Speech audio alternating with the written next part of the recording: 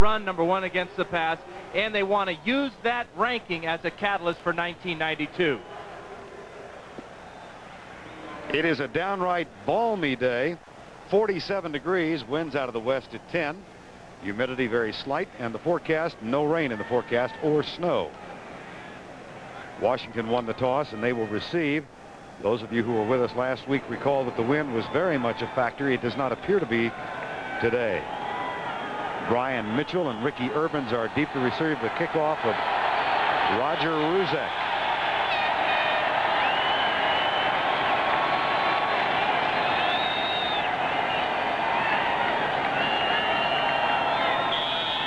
The 9-6 Eagles against the 14-1 Redskins. Washington trying to become only the 3rd team to go 15-1 since the inauguration of a 16-game schedule. Brian Mitchell and Brent Hager makes the tackle as Mitchell is down at the 24-yard line. Starter in the Pro Bowl in 1992 in Honolulu, Mark Rippon. 17 touchdowns, only 2 interceptions in the last 6 games. And the Hogs who protect him, Lachey and McKenzie and Bostic and Schlereth and Jacoby. The tight end is Don Warren. Ernest Biner, Art Monk, Ricky Sanders, and Gary Clark. Number 1 offense in the NFC against the number 1 defense in the NFL. Rippon, right side, overthrown to Ricky Sanders, incomplete. And the number 1 defense in the National Football League with 5 men going to the Pro Bowl, including Reggie White, Jerome Brown, and Clyde Simmons. Mike Pitts joins them. Seth Joyner goes to his first Pro Bowl this season. Byron Evans and William Thomas. And there's a change in the defensive secondary. John Booty replaces Izell Jenkins. About 90 seconds before we came on the air, we were informed that Izell Jenkins has been suspended by the Eagles for conduct detrimental to the club. That is the only explanation we were given. He worked out with the team yesterday. So John Booty gets the start along with Pro Bowler Eric Allen, number 21, Hopkins, and Waters, the safeties. And a delay of game call against Washington. It'll be 2nd and 15. And the Eagles have come out with their nickel defense on the first 2 plays. Dale Hamer is the official, the referee. And with that type of confusion, Rippon took too much time recognizing the defense and getting the proper play called. But one thing that is a characteristic of the Redskins offense is to come out in one formation, move a guy in motion, then shift, then reset. And sometimes it takes a lot of time, puts a lot of pressure on Rippon to get the play called within the allotted time. 2nd and 15. 4-man rush by Philadelphia. Clyde Simmons, and that is an incomplete pass. Very close to being the 7th sack of the season. And Simmons, who has never had a sack against Jim Lachey, was very close that time. We're going to keep an eye on this matchup all game long. This is Simmons, that's Lachey.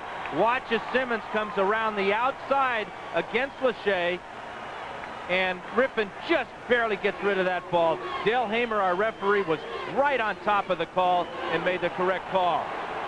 Although the Philly fans here, seeing it on the big board, don't agree, obviously.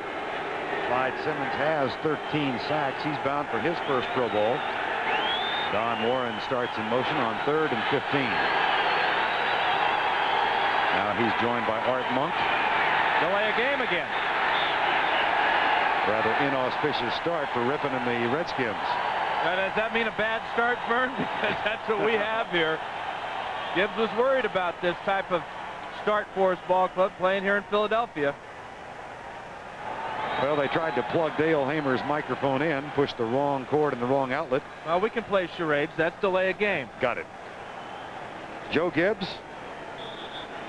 Bud Carson, the defensive coordinator, first year here, former head coach of the Cleveland Browns, and the mastermind of the Steel Curtain for Pittsburgh back in the 70s. 3rd and 20.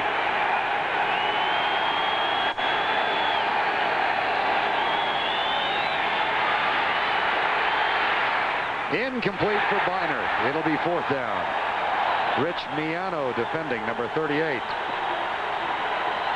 This is a perfect start for the Eagles because, number 1, it's their best team on the field, their defense. the defense has provided the momentum and the impetus for their year that has been very surprising after losing Randall Cunningham. And to get off to this type of start will give their offense not only good field position, but some confidence. Rod Harris, who had problems hanging on to kicks last week, fumbled a kickoff, and he is back to return now. Kelly Goodburn's punt. Got some room. Ankle tackle. Flag is down. They're going to get Bruce Plummer for an illegal block in the back. A.J. Johnson made the tackle, but that'll cost... And Plummer was blocking on Sidney Johnson, so that good field position is going to be backed up a bit.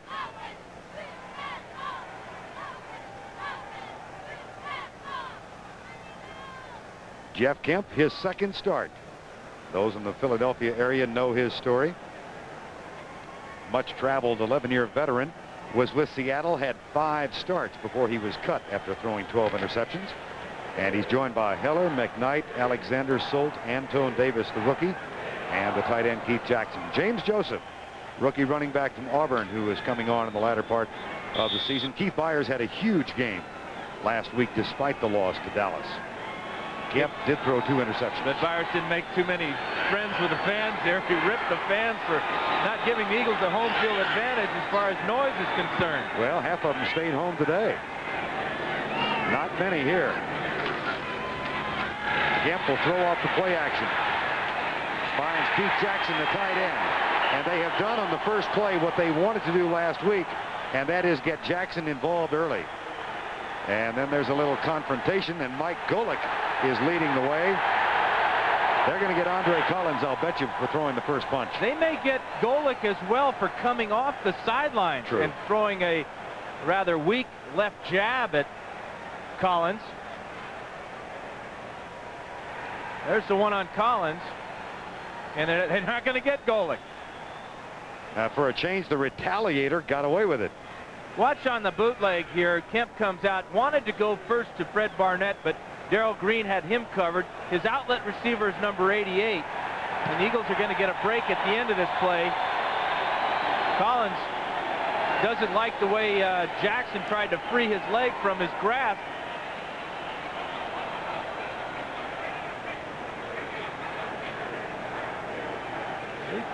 Jackson trying to get his leg free. Collins didn't like it. That's a bad place to pick a fight, though. Eagle bench. Golick at the ready.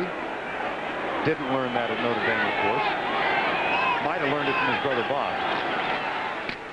Keith Byers out of a tackle. And then stopped by Danny Copeland.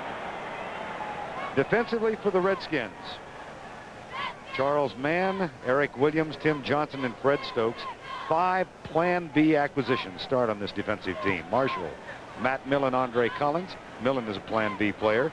Mayhew and Green, joined by Brad Edwards and Danny Copeland. 2nd and 9.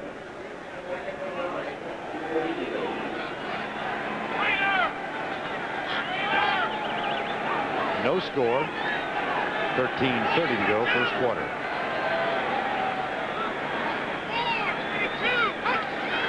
Blitz coming from Marshall, and they get Kemp. 6 sacks for Wilbur Marshall, who was left out of the Pro Bowl, and expressed his disappointment at that. Well, Marshall is right here in the middle here, and watch him come on the blitz. They just outnumber the Eagles on this side. There's 4 men there going against 3. There's the wide open gap for Marshall to come through. Byers half-heartedly takes a shot at him. Not good enough to stop a very motivated Wilbur Marshall. Statistically really had, and there's a final. Dallas wins it. New Orleans now can cinch the West with a victory in Phoenix. Out of the shotgun, Kemp back. Left side, and Martin Mayhew with a tackle far short of the first down as Calvin Williams made the catch. The Jets come back and tie up Miami with very little time left. Winner of that game, of course, goes into the playoffs. Now Brian Mitchell is back to return Jeff Beagle's punt on 4th down. Brian Mitchell with 3 muffs recently in a punt return position. Eagles will try and keep him from returning this. And what a terrific kick. And it goes in to the end zone. Kenny Jackson was standing right there. And he's arguing that he touched it, but he never controlled it. And that's the key. You have to stop the ball to have it count as being down. Watch this ball get by Jackson here. It'll hit him right there on the leg, but he can't stop it into the end zone for the touchback.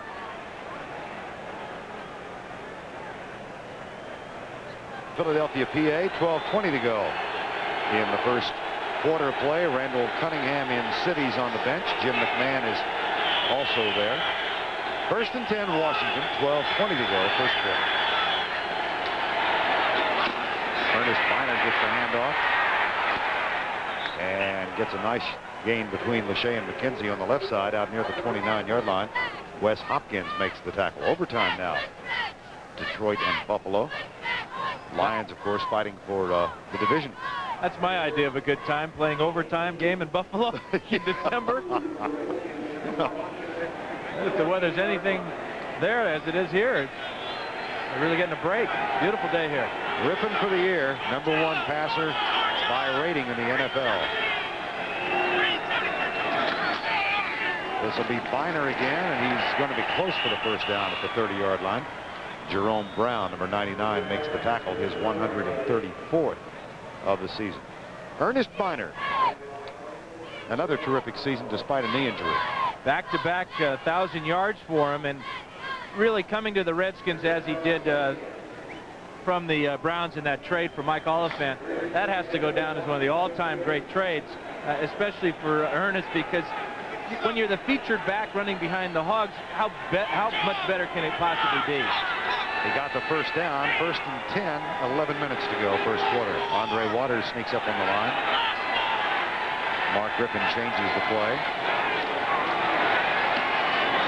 And the pass is deep, caught, Gary Clark. Loose ball, recovered by Clark. Flag is also down. So a lot happening on the play.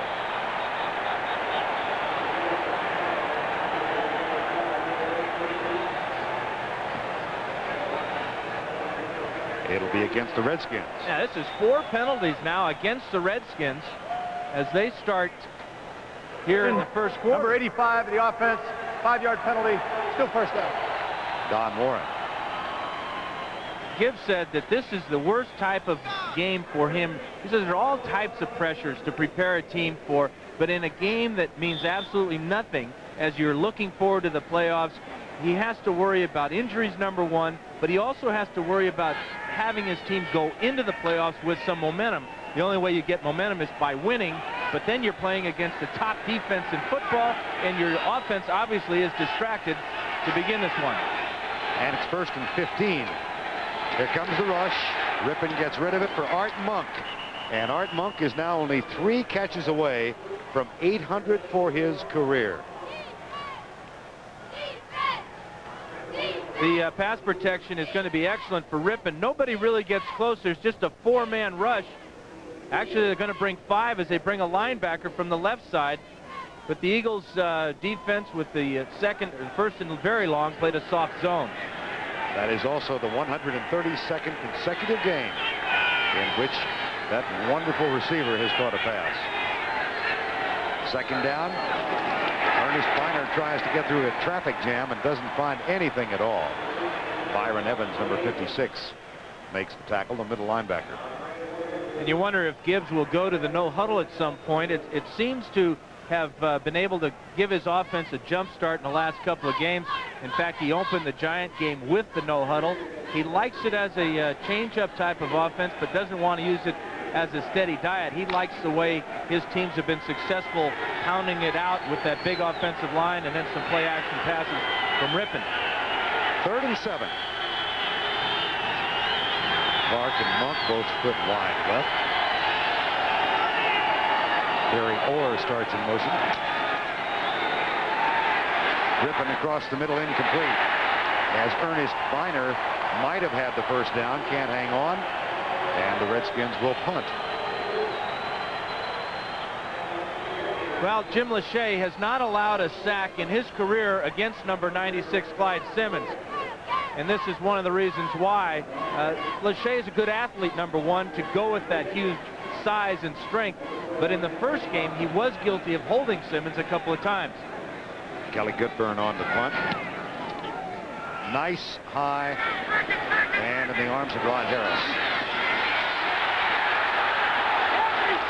That was close to being a face mask. Monty Coleman makes the tackle after a 3-yard return, a 41-yard punt. The Eagles have the ball for the second time. No score, 9:10 to go, first quarter. Football League is sponsored by Norelco patented lift and cut shavers. We make close comfortable. McDonald's, getting more for your money. That's McDonald's today. Reebok reminds you that life is short, play hard. And by Heineken, just being the best is enough. No score, 9:10 to go, quarter number one. Second Philadelphia possession. Jeff Kemp with his backs in the eye. He fires, and James Joseph. First down and 10. Joseph, the rookie out of Auburn, gets the handoff. Scoots through right tackle. Fumble. Loose ball. And the Redskins indicate they've got it. They do.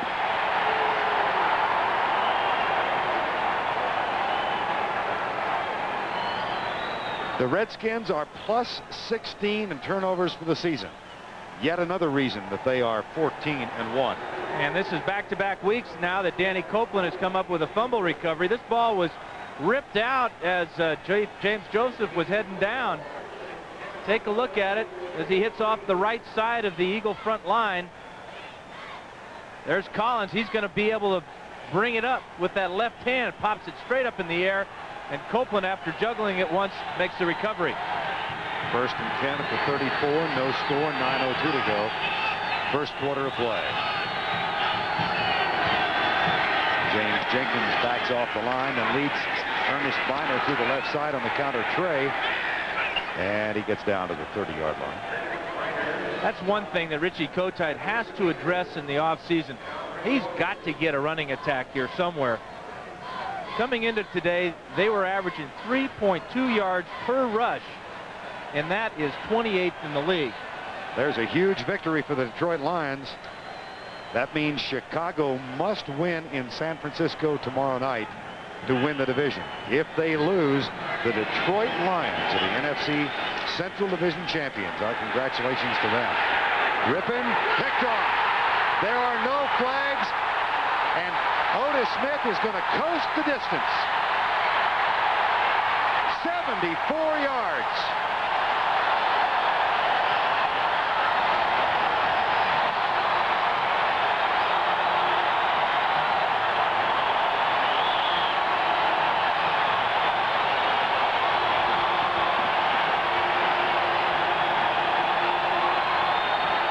One thing you cannot do as a quarterback is throw it late to the outside.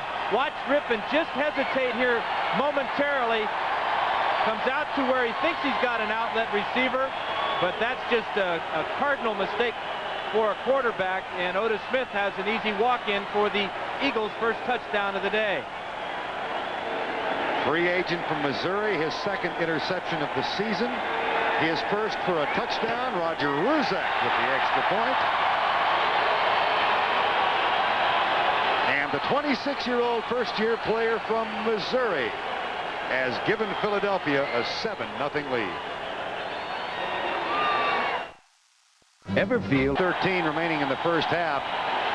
The Eagles, with the first touchdown they have scored against the Redskins this year in game one on a Monday night. They were blanked 23-0. Humiliated, really. And didn't you know that it would take their defense to score that touchdown? Right. Roger Ruzek will kick off. Only the third interception that Mark Rippon has thrown in the last 6 games and a half a quarter. Ryan Mitchell, Ricky Urbans. Wait for Ruzek's kick.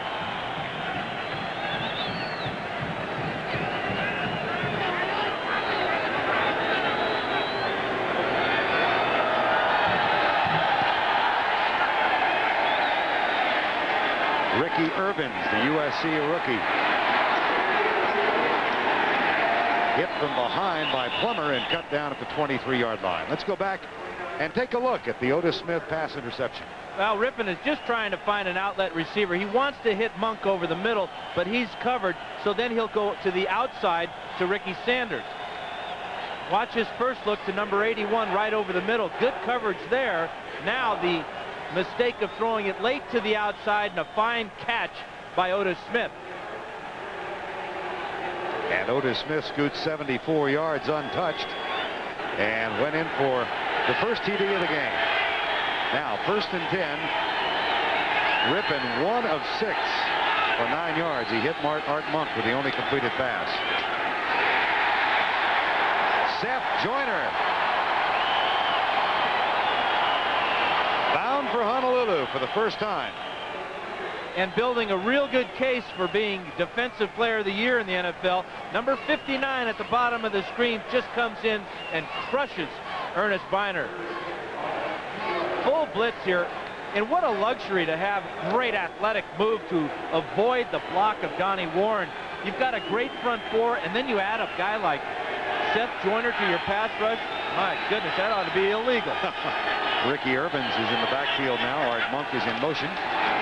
Ricky Urbans gets the handoff, scoots left, out of a tackle, out of another. Eric Allen, helmet high, and he draws the flag. Got the hook out. Got the hook around the head, and you got a little face mask. You see the referee there telling him exactly what he got. Allen doesn't like it. Wes Hopkins is arguing Eric Allen's case. It was Allen who drew a very, very controversial penalty in last week's loss to Dallas that sustained a Dallas drive late in the game. And if I were going to have somebody argue my case, it wouldn't be Wes Hopkins. He's coming off a $7,500 fine for elbowing Ernest Givens in the nose on Monday night. Right.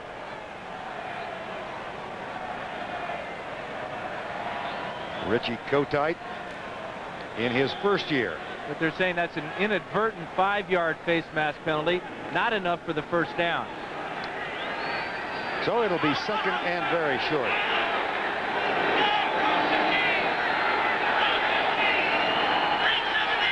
Redskins go to their power lineup. Urbans, Reggie White.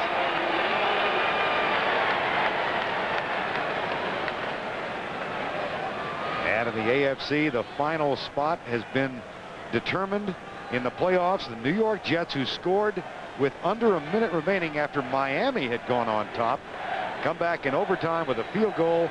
Raul Alegre, and they beat Miami. And Alegre does mean happy, doesn't it? Yep. He's made a lot of people in New York happy with that kick, or both of them actually. One to tie and then one to win it. You know, Miami doesn't do well in overtime. So Vern, I was involved in a few when I played with San Diego, and it seemed like we knew that if we could get the Dolphins to overtime, that because of their defensive problems and the size of some of their defensive players, that we could wear them down and beat them in overtime.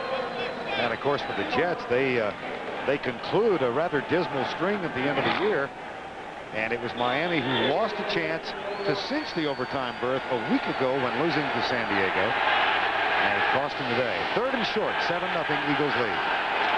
Play action. Rippon looks deep. Terry Orr.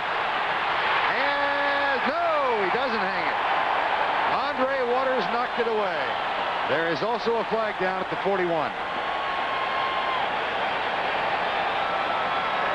There is no foul on the play. There is no foul. 68 had reported. 4th down. 68 is Russ Grimm. Terry Orr, who has been the starting H-back since being reacquired in mid-season, has had a terrific year. There's Russ Grimm, who was in as an extra blocker.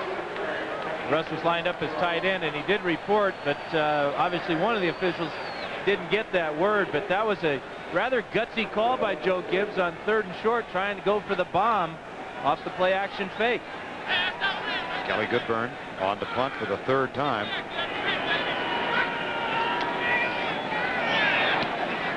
Rod Harris. That's a fine punt by Goodburn. Fair catch. Harris at the 15.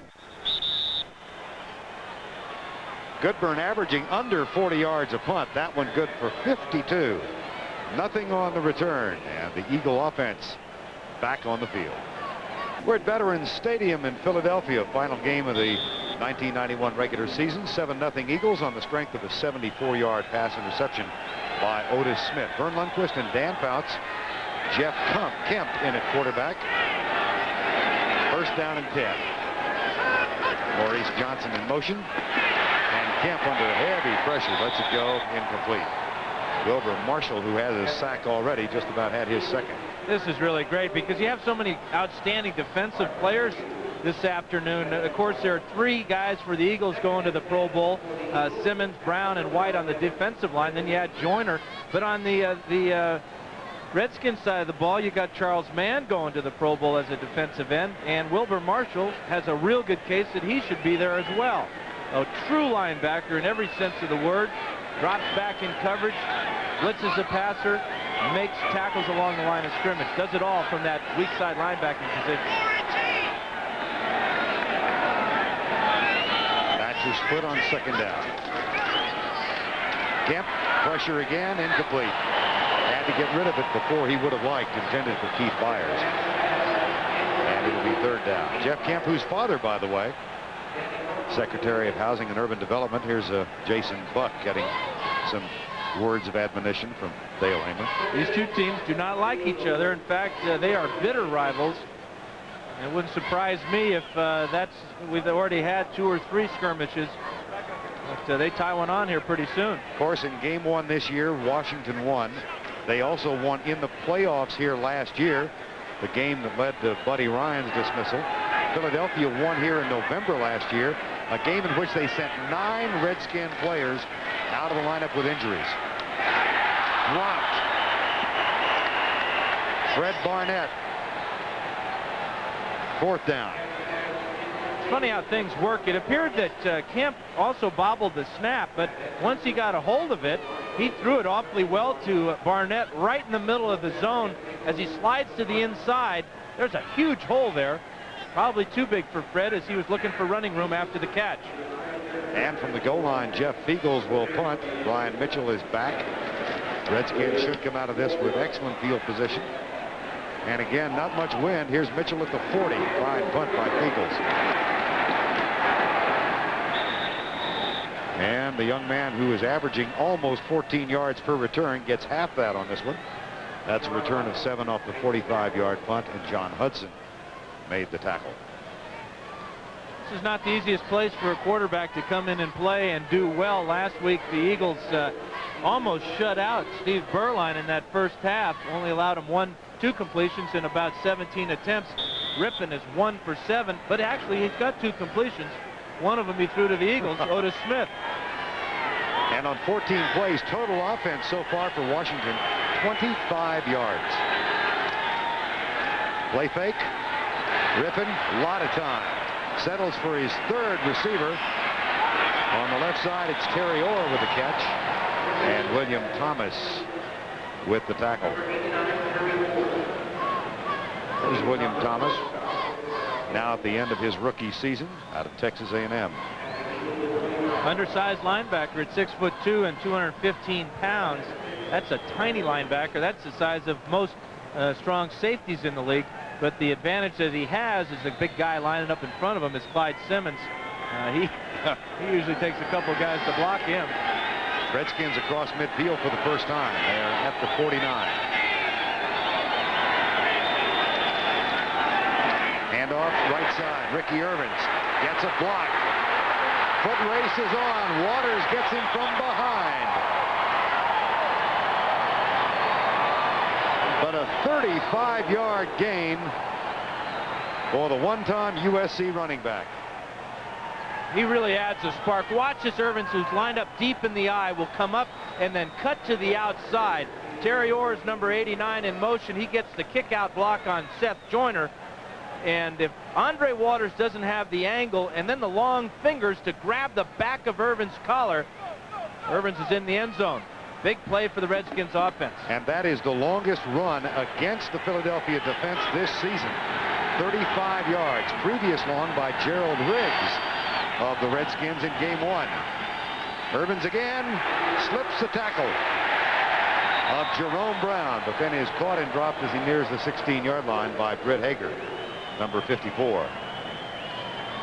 Redskins are as complete a team as the NFL has seen in quite a while. They run the ball extremely well behind Irvins and Biner, and then when they get down in close, they give it to big Gerald Riggs. Their passing game is fantastic with the posse, and their defense is ranked number 1 as far as number of points allowed. So when you prepare for a team such as the Redskins, you have your hands full. And the Eagles are now defending a 2nd down and 10. 7-0. Philadelphia leads it. Rippon again with a lot of time. Across the middle deep. Flag is down. So is Ricky Irvins at the 3. The flag thrown back at the 13-yard line. If the play stands, it'll be 1st and goal. It won't. Yes, it will. Referee Dale Hamer gave it the wrong signal. It is against the Eagles. Obviously, it'll be refused, and the ball will be on the 3-yard line. Correction on the preliminary signal. Holding 51 of the defense. Penalty is declined. That is William Thomas. And it will be 1st and goal, Washington, with 3:46 to go in the first quarter of play. So you prepare for the posse, and you got Monk and Sanders and Clark, and then they sneak Irvins out of the backfield. Right. And of course, Ernest Biner telling us last night that having Ricky Irvins is probably going to elongate his career. And Gerald Riggs is in there now. Play fake, Rippon, man wide open, touchdown, dropped. They throw it to Mark Addix. Obviously, he's not used to catching passes. Yeah, they threw it to him, but they may never throw it to him again. Here he is on the line of scrimmage. After the fake, he's wide open in the end zone. But this is why he is primarily a guard and not a tight end. This one hits him in the belly and goes all the way down between the legs to the ground. And when he is 64 years old and rocking by the fire back home in Texas, he's going to say, well, I coulda, I shoulda, but I didn't. 2nd and goal. Riggs. This Philadelphia team has given up only 3 touchdowns on the ground this season. And they'll never get a receiver more wide open than Addix was on that play. And you laugh about it because it's so comical, but you also know that once this game is over, gone, and forgotten, that Jim Hanifin's offensive line, they're going to give it to Addix something fierce. That's a lineman's dream to catch a ball for a touchdown in the NFL. Joe Bostic, the center, 3rd and goal from the 4. Ricky Sanders comes back in motion this way. Rippon on the rollout. Fires it. Hit. Incomplete. Wes Hopkins on the pass intended for Terry Orr. Rippon on the rollout is going to try and get some extra time, get away from that pass rush. Good call by Gibbs. This play scored for Cowboys last week against the Eagles, but watch the layout here as Hopkins reaches out with that right hand and knocks it away at the last second. Trying to hit Terry Orr in the end zone. Great play by Wes Hopkins. Lohmiller, who is bound for the Pro Bowl, gets his 27th field goal of the season.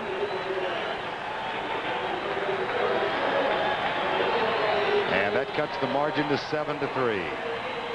And of course, the Saints not worried so much about stats as they are about trying to win their first division championship in history today. The opportunity provided them because Dallas came from behind to nip Atlanta. So a New Orleans victory would give the Saints the NFC Western Division title. And the Washington Redskins trying to figure out today who they will be at home against in 2 weeks. In that Western Division title, the Saints should have had it a month and a half ago. Right. So they have nobody to blame but themselves, but they do have a reprieve this afternoon. Here's Lohmiller's kick. Roy Green, who once returned one 106 yards when he wore number 81, actually wore number 25 then, for the St. Louis Cardinals, with a kickoff return that time. 13-year veteran for Roy Green. Well, among the statistical results today, Emmitt Smith, who told us back in September that his goal for a good season, would be 1,500 yards in the ground and 45 catches, and he ran for 160 today and wins the championship over Barry Sanders, and Thurman Thomas did not play. And perhaps the most dangerous team going into the NFL playoffs at this moment are the Dallas Cowboys. Here's Steve Byers, and he's caught and dropped back at the 23-yard line. It's funny, you talk to different players before the year, or when you see them early in the year, you ask them about their goals, and of course you asked that of Emmitt Smith, and he said, well, I want to catch 45 passes, and I want to lead the league in rushing. Well, he did pretty good. He caught well over 45 passes, and on the strength of what he did this afternoon, he is the NFL leader in rushing. Heck of a year. Jim Hannafin, the offensive line coach of the Redskins, talking to two of the Hogs. They have their own statistical goal for today, not to give up a sack. 2nd and 11. 7-3. And here's Kemp with a short setup. Gets rid of it to Jackson, and Jackson and Danny Copeland get into a wrestling match. Jeff Kemp started to say a while ago, his father, Jack Kemp, the former quarterback of the Buffalo Bills and current Secretary of Housing and Urban Development, is here today watching his son play. Jeff told us he didn't have to worry about getting tickets for him. Dad's got a little bit better connections than the career backup quarterback here. It's not a matter of whether Jack Kemp is sitting in a box. It's a matter of which box. And how nice and warm and toasty it is in there. Not seats in the end zone. 3rd and 11. 7-3 with 1:46 to go in the first quarter. Out of the shotgun. Low snap. Kemp chased by Wilbur Marshall. Gets around the corner. That is short of the first down at the 33, but a nice run by Jeff Kemp, a dimension he does give them that Jim McMahon did not. But the one thing that he does not have is any height. He's only about 5'10", and you'll see the Redskins will rush right up the middle. They're bringing extra linebackers here, and there's just no way Jeff can see down the field. Now he can, but the problem is number 97, Jumpy Gethers. Fine tackle there by Sidney Johnson just before Kemp comes up to the first down. And that sends Brian Mitchell back to return the punt. And Philadelphia has called timeout. Jeff Eagles saw the clock wind down. The play clock was down to 2 seconds. So not only that, they only had 10 men on the field. Hello. You know the punter's counting. He's standing back there. He's right. I hope there's 10 guys in front of me. Saturday night in primetime, CBS Sports presents the first of its college bowls this season, the Blockbuster Bowl, live from Joe Robbie Stadium in Miami. Defending national champion Colorado Buffaloes face the Crimson Tide of Alabama in a battle between Big 8 and SEC powerhouses. That's the Blockbuster Bowl at 9 Eastern on CBS. You going to miss me down there? Yeah, Colorado and Alabama. Bill McCartney and Gene Stallings. Wings McCartney, as he's known in Colorado. You call him Wings and let me know what kind of a reaction you get. You bet. Jeff Eagles on 4th down. Dan and Jim Nance will be doing the Blockbuster Bowl on Saturday night. Fair catch called by Brian Mitchell at the 26-yard line. 41-yard punt.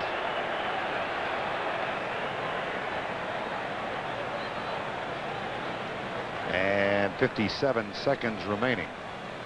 Well, you can see a lot of areas of color, some yellow and some red and some orange. There are a ton of empty seats today. This place is anything but filled. But he made it.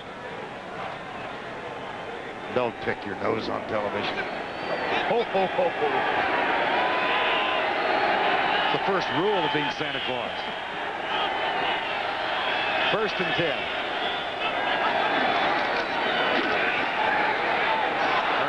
Back in the lineup, and he works hard for a couple of yards out near the 28-yard line. Biner's 5th carry of the ball game. As Dan said, over 1,000. He's going to Honolulu, taking his wife and his 3 little girls with him, and they're going to disappear after the Pro Bowl game and spend an extra week on the island of Maui. That's really the way to do it, because while you're there preparing for the game, you only have 6 days, and you spend most of the time just getting over the bumps and bruises. what Ernest hopes is that he's got a game that Sunday before the Pro Bowl. Right. That would be in Minnesota. That's a nice trip, Minnesota to Honolulu. Irvings, nifty moves. Rich Miano with the tackle. And it'll be third down again. Well, the highlights of the first quarter, a 74-yard interception return for a touchdown by Otis Smith of the Eagles. Chip Lohmiller with a field goal of 21. And that's the end of the first quarter with our score, the Philadelphia Eagles 7 and the Washington Redskins last night. This game is for statistics. And that didn't mean he didn't want to win, but he's got a couple of goals. I'm sure that there are clauses in the contract that need attention. And a couple of guys on the other side of the line, Reggie White and Clyde Simmons, they only have 1.5 sacks more than Charles. That's on his mind. Rippin back to throw across the middle, caught for the first down at the 42-yard line. Nice pass by Mark Rippin. Catch is made by Ricky Sanders, and it's 1st and 10, Washington.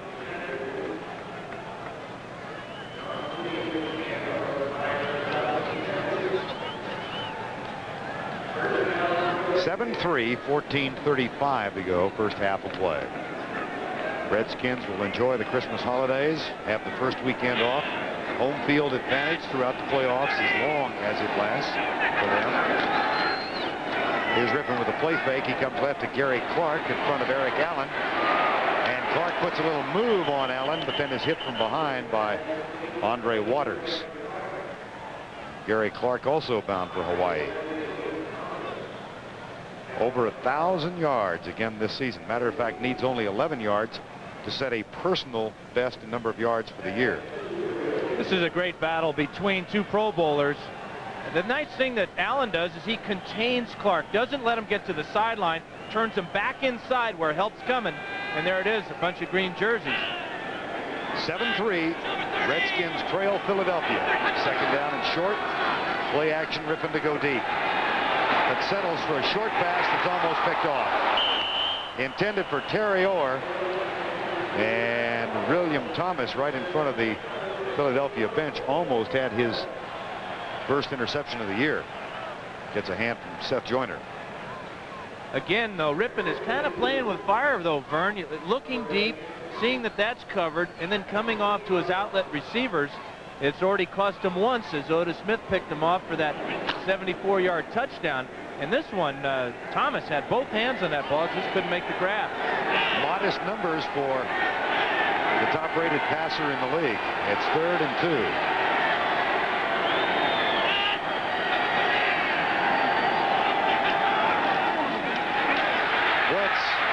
Incomplete. Rippin at 33 1/3%. He is 5 of 15, 4th down.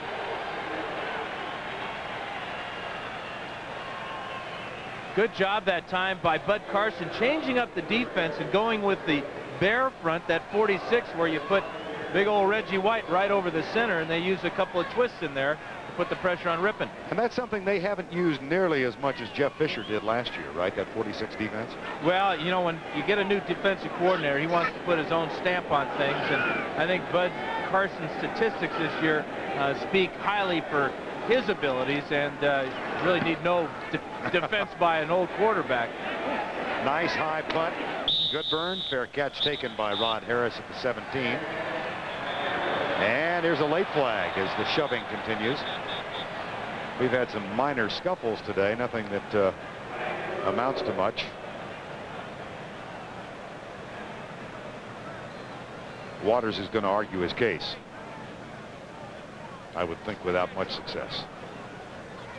Personal foul, number 59. After the reception, half the distance from the goal, first down, timeout. That's on Seth Joyner.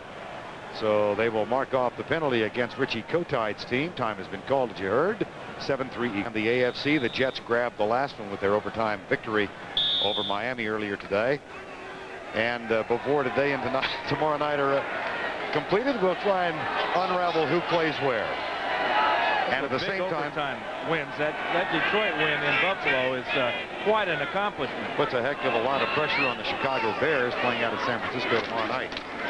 Keith Byers comes right and gets a bit of a block. Maurice Johnson on Wilbur Marshall. And Byers is out across the 10 near the 12-yard line. I had a really interesting conversation yesterday during practice with Keith Byers and Keith Jackson and Reggie White about the disappointment of this season, and yet how much the Eagles have accomplished with 5 different starting quarterbacks this year. It really has been remarkable, but it's been a defense that has matured, and we've already seen that they're responsible for the only 7 points this poor team has today. Adjusting the 5 different quarterbacks is almost impossible. 2nd down and 6. Kemp chased, takes a tackle. Nobody open downfield, and he is waylaid as he gets near the 13. It'll be 3rd and long. Matt Millen with some words of encouragement for Jeff Kemp. This is a planned rollout by Kemp. Watch as he goes back 5, hesitates, and then gets out of the grasp of Tim Johnson barely. Now there's just nobody open, and this is really a scary proposition here. A lot of white shirts coming at you. He couldn't even get into his slide that time before he got tagged. Kansas City with a lead over the Raiders, and Denver can secure a playoff bye with a victory in San Diego today. 3rd down. Low snap from David Alexander. Kemp lets it go, almost picked off. Darrell Green was close. And Green got 2 in the first game against these 2, and we've got another little skirmish out there. Almost every play now we have these 2 teams getting in each other's faces, pointing and shoving. That was Dennis McKnight who got up limping a little bit, and Rich Kotite hollering words of encouragement out to his offense.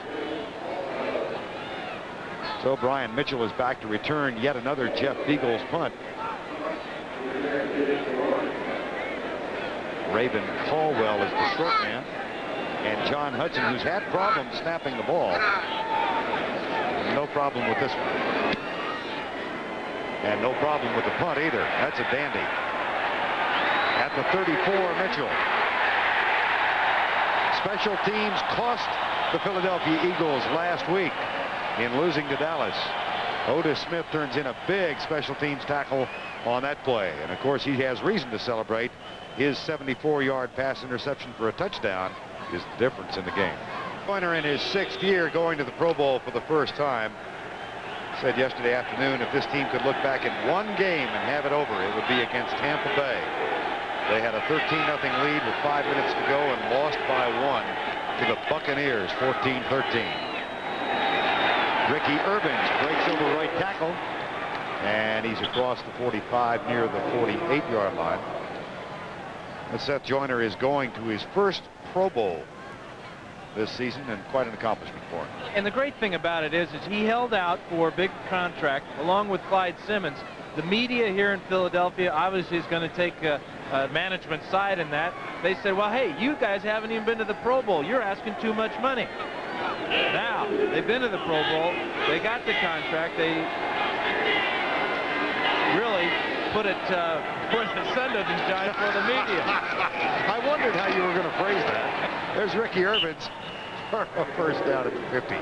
Well, there's a camaraderie among these teammates, and Jerome Brown is also going to the Pro Bowl. When the announcement was made by Dale Hopp, the line coach, of who was going, and I guess Bud Carson also was a part of it, look what happened. Jerome Brown was so happy that Joyner was going that he stood up and said, wow. Now this is Jerome's fist. Here's his forearm here. That's what he did to that wall. Punched a big old hole in it. Just missed the stud. I don't think the stud would have stood a chance. Building would have come down. Handoff. Tackle. Clyde Simmons, who's going to his first. Here is a quiet man of this defensive unit, and all he's done this year, 13 sacks.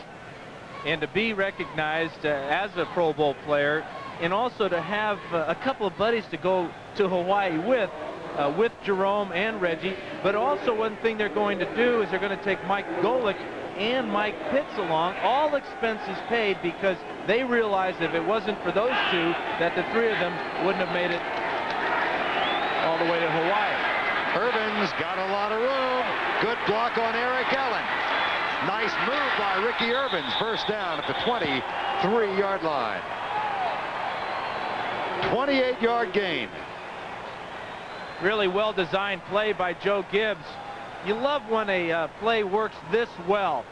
Watch as Irvins comes out of the backfield, and now Clark comes over, and he's going to be his interference. He gets the block on Allen, but now it's John Booty in the open field, and any good running back has got to make this guy miss. Irvins does. He gets down the field, out of bounds. Big play for Joe Gibbs. 28 yards and a first down at the 23. 7-3 the score. 9:10 to go. First half of play.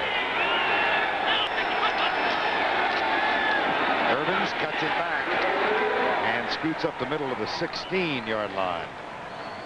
Well, the Saints have a chance to win the West. How are they doing? Here's Greg Gumbel. All right, Vern, in Phoenix, the Saints, 4th and 1 from 2 yards out. Dalton Hilliard will find pay dirt. 10-3 Saints in the second quarter. They do need that win for the NFC West, Vern, and to host Atlanta in the playoffs next week. Thank you, Greg. Total yardage for Ricky Irvins now 102. That's running and receiving. And it's second down, 7-3 with 8:25 to go. Eagles leading. Irvins. And Wes Hopkins makes the pop. How'd it sound like?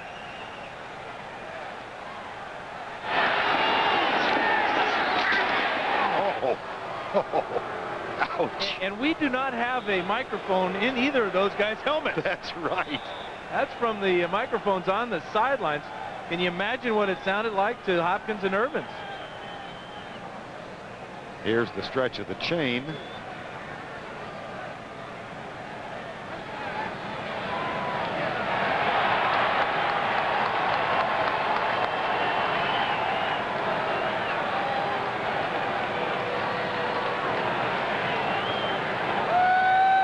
One thing we were talking about statistics. The Eagles have not given up 100 yards to a single runner in 61 games. The last time it happened was 1988. Gerald Riggs, 221. Ricky Irvins now has 63 in the first half. Rippon in the corner. Gary Clark wide open and dropped it. That doesn't happen. The only explanation you can possibly have for Gary Clark is that he was worried about getting his feet down in the end zone before he stepped out. Rippon puts this ball up in the air nice because he sees that there's nobody on him. The coverage goes up on the short receiver. Now watch. Clark, worried about where he is on the football field, took his eyes off the ball.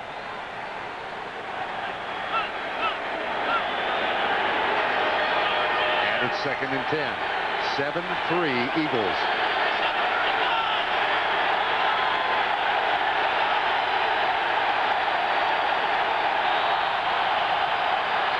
Left corner, Eric Allen will let it sail out of the end zone. And Mark Rippon is 6 of 18 for 71 yards. The one thing working against Rippon as far as getting up to the line of scrimmage and moving fellas around and getting them in the right position is that our 25-second and 45-second clocks are not operating.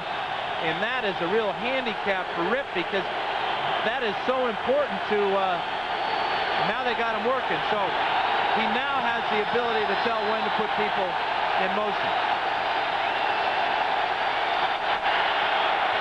3rd and 10.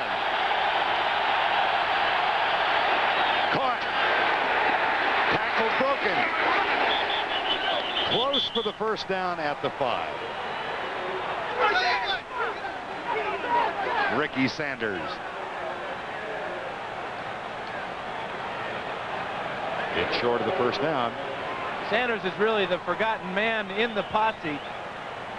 But what he has is a lot of speed and determination. Watch as he breaks his tackle by Otis Smith and gets real close to the first down. This will bring up an interesting decision for Joe Gibbs. 4th and inches. The Eagles this year have been fantastic on 4th down conversions, allowing them only 2 out of 12. And Philadelphia calls timeout on 4th and 1.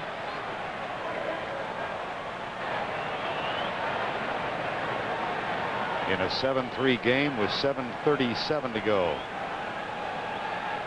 in the first half of play. This is really an easy decision for Gibbs because it gives him a chance. It really doesn't matter if he makes it or not. It doesn't really matter if you win this game or not.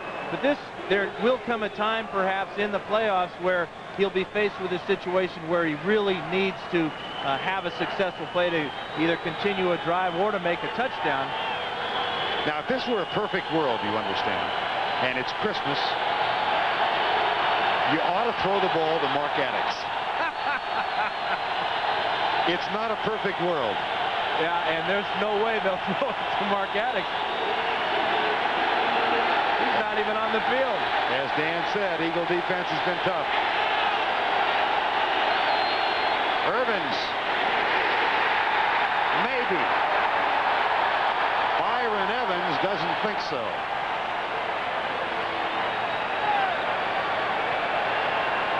It appeared that Irvins had it and then was driven back by Byron Evans. Good push by that offensive line. This is a favorite play of a lot of running backs where you just have each of your offensive linemen get a hat on somebody, push them back, create some type of hole. That's a super play by Evans. Just a little bit too late, though. Irvins again. And as we told you earlier, this Philadelphia defense has given up only 3 touchdowns on the ground this season. And Reggie White doesn't want to make it 4. So it'll be 2nd down. Same type of play, Vern. Man-to-man blocking. And what it does is you get a man-to-man blocking and you allow your running back to cut back and find the open area. Reggie White, tough against the run, got inside, made the play. 2nd and goal. Irvins.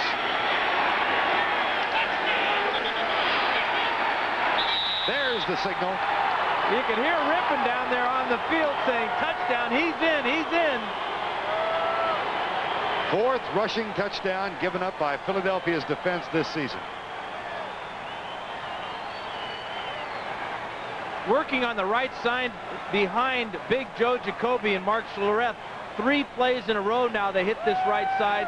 And this time, Irvins takes the low road and squeezes into the end zone. That'll bring on Lohmiller, who has kicked 55, as in 5-5, make it 5-6 extra points this season.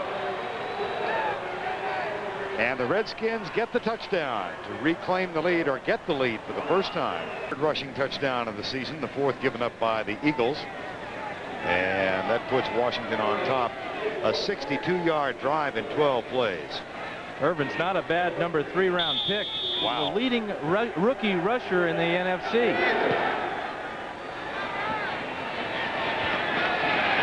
And that'll be a touchback and come out to the 20-yard line. Roy Green. Saturday night prime time. CBS presents the first of its college bowls this season. Live from Joe Robbie Stadium in Miami. The defending national champion Colorado Buffaloes face the Crimson Tide of Alabama in a battle between Big 8 and SEC powerhouses. The Blockbuster Bowl, 9 Eastern on CBS.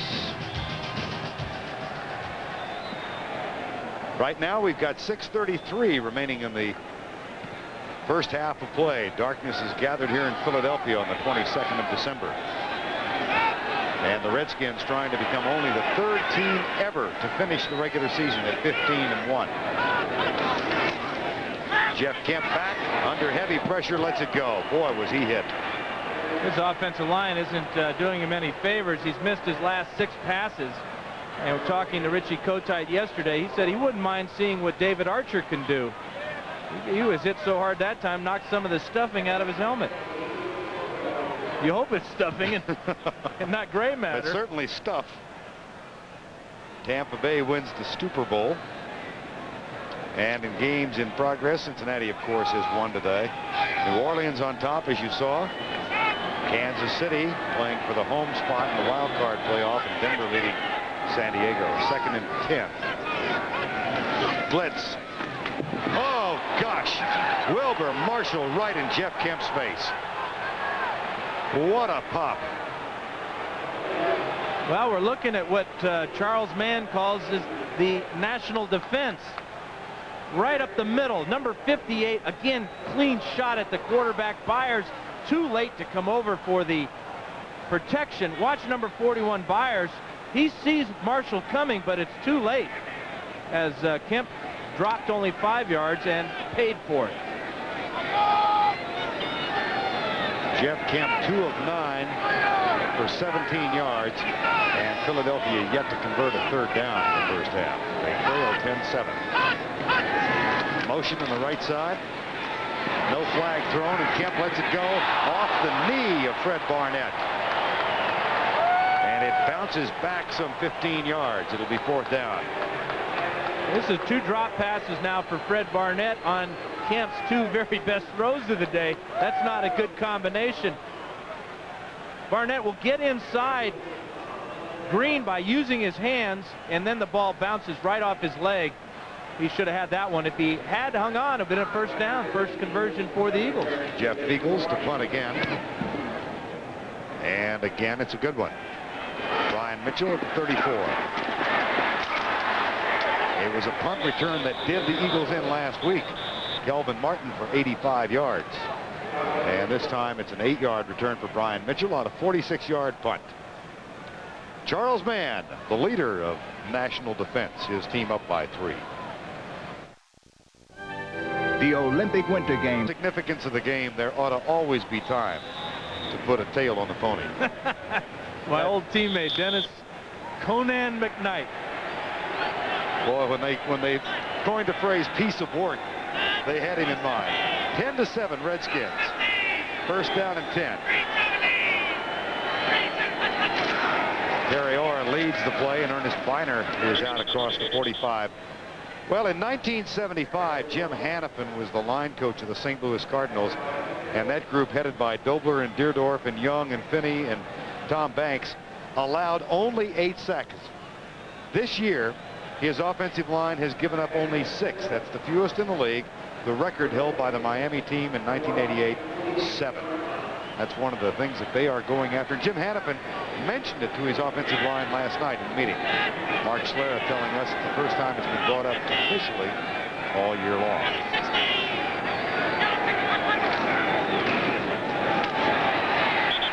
And that play goes nowhere. And in the first game between these 2 teams, Rippon was sacked twice. And one of them, Rippon just tripped and fell down by himself.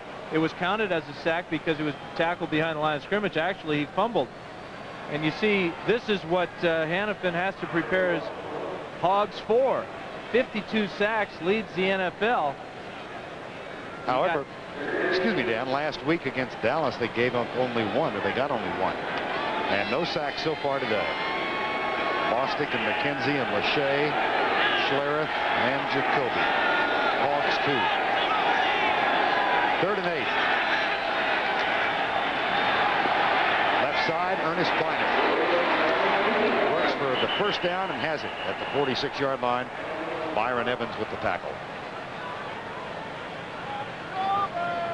One thing the Redskins have been able to incorporate in their offense is the halfback option route. We already saw a big catch by Irvins early in the 1st quarter, and now Biner, when you're a running back and you catch the ball, you then become a running back again. You go from being a receiver to a running back. You use your natural abilities, and that's why these guys are so important, because you can throw them the ball short and they can still get that 1st down yardage. Redskins have rushed now for 82 yards in the 1st half. Play fake. Rippon will throw this time. Deep right side for Terry Orr. Andre Waters should have had it. And knows it.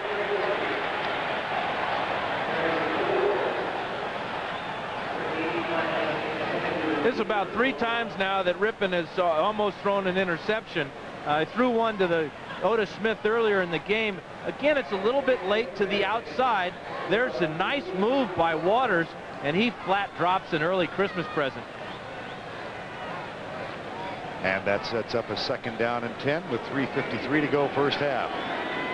Rippon 3 touchdowns last week against the Giants, 28 for the year, but a modest afternoon thus far. Nope. Well, we talked about one of the themes of the game, what it would mean to Reggie White and this Eagle defense to finish #1 around across the board, and it's very serious for them. They wanted to use it as a springboard for next season. Absolutely. What they've done is they've matured as a ball club. A lot of these fellas are now in their late 20s. Reggie just turned 30 years old. They're really at their peak, and it's so important going into next year for them to be able to puff out their chest and say, hey, we're #1, and we almost got in the playoffs with virtually no offense last year. 3rd and 9, 10-7, Redskins leading. Caught at the 30. Redskin first down. Gary Clark makes the catch, a gain of 14. This is Reggie White working against Ed Simmons, number 76. He's going to go all the way to the outside. Right hand, real close to holding. That has been called oftentimes in the NFL. That time, Simmons gets away with one. Reggie said almost wistfully yesterday, if we can get everybody into camp on time and we get Randall Cunningham back healthy, watch out. 92. Reggie's starting to sound like a general manager. Yes. Minor to the 30.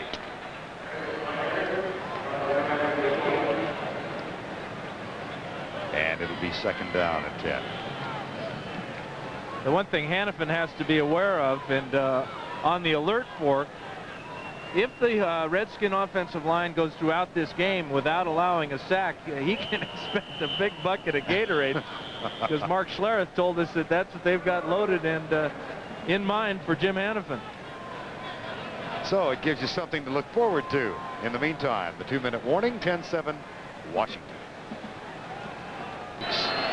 And Gary Clark, a career high for receiving yards, 1277. He's got 22 today. 2nd down and 10, 10-7. Redskins lead it. Minor will be caught and dropped. The tackle made by Seth Joyner. Boy, the Eagles would love nothing more than to get a sack to keep the Redskins from having that record. Last couple of plays, they've been running plays, but the Eagle defense has been in the backfield of the Redskins. And getting back to Gary Clark's all-time career record in receiving, for a team that features the long ball, he is really the bombardier. A lot of big plays from Gary Clark this year. 3rd and 9 with 1:22 to go, first half. Blitz. Rippon protected. Right side, good defense. John Booty, number 42. Plan B acquisition from the New York Jets. John kind of looking around for a flag too, isn't he? He is a very likable young man from Carthage, Texas, who matriculated at Texas Christian University. Wants to get into this business and spent last year as an intern at one of my old places of employment, WFA-ATV in Dallas. One of your many places of employment, huh? Yes. I lasted longer than I thought I would there.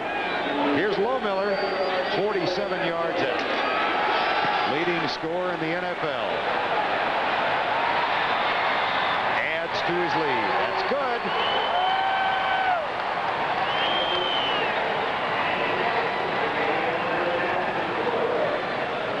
And Joe Gibbs excited as usual. Well, Lohmiller kicked 3 field goals in game 1 between these two teams. Now has 5. Joe is always worried, and he was no different last night. And you do have an appreciation for the dilemma he finds himself in this game. Well, he does not want to get anybody hurt. Is there in any sense, Dan, a relationship between this kind of game and the last preseason games? That's a real good analogy, Vern, because you want to go into the regular season, obviously, with all your men healthy and with a little momentum, but you don't really care if you win that game or not, that last preseason game. Joe, now with a 6-point lead, has to be semi-happy with the way his offense is played. He has to be tickled to death the way his defense is played. Lohmiller's 2 field goals the difference. And the Eagle offense hasn't gone anywhere so far. Roy Green and Heath Sherman are the deep men. Lohmiller will kick off. And again, it'll be Roy Green at the 2. They're back there because Rod Harris fumbled a kickoff last week that resulted in a safety. And Danny Copeland makes the tackle. The big thing that Gibbs wants is this man to stay healthy going into the playoffs. Talked to Jeff Rutledge, the backup quarterback, before the game. There you see him right there on the left. And he said, I asked him how much you're going to play. He says, I don't know. Coach hasn't said anything, but be ready. Well, Mark Rippon for the day, 9 of 23 for 103.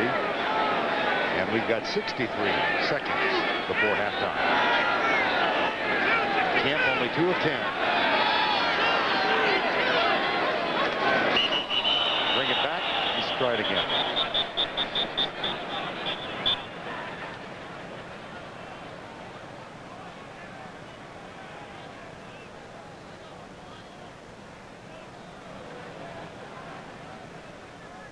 Encroachment.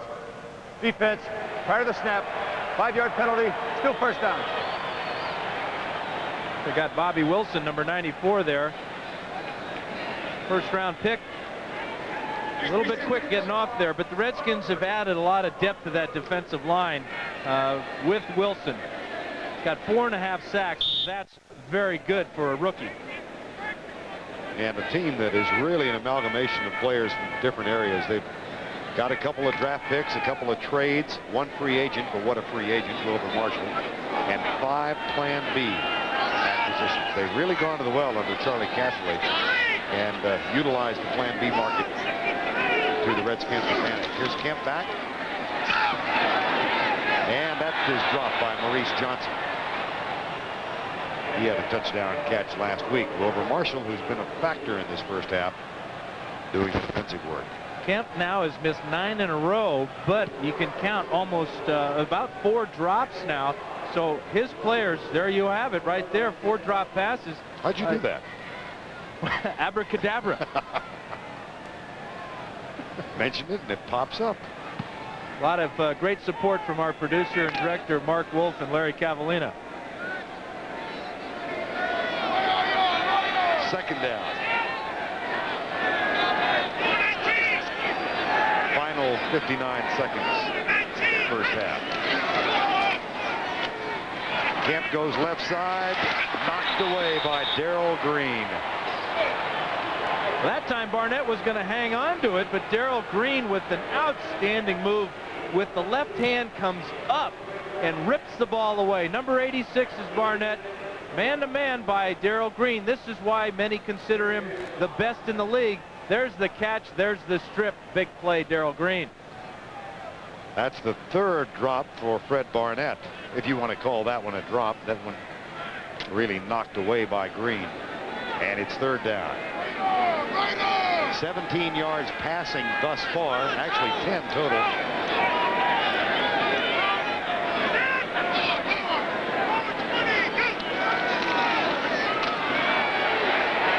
Kemp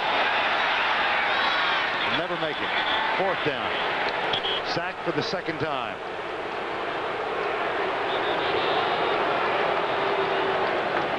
I was here when they booed Santa Claus. So I'm not surprised to hear the noise. Well, from the outside here, Wilbur Marshall's going to come all the way around and just hit Kemp's arm as he's about to throw this pass.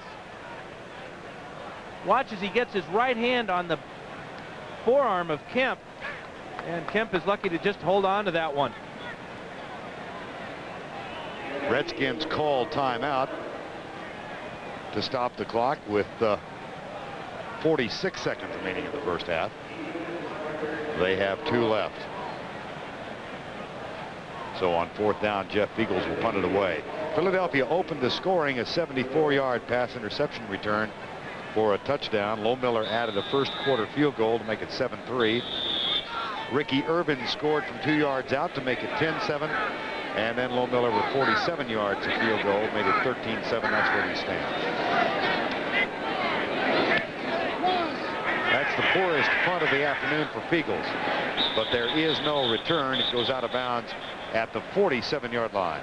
I think Feagles is just tired, Vern. That's his 6th punt here in the first half.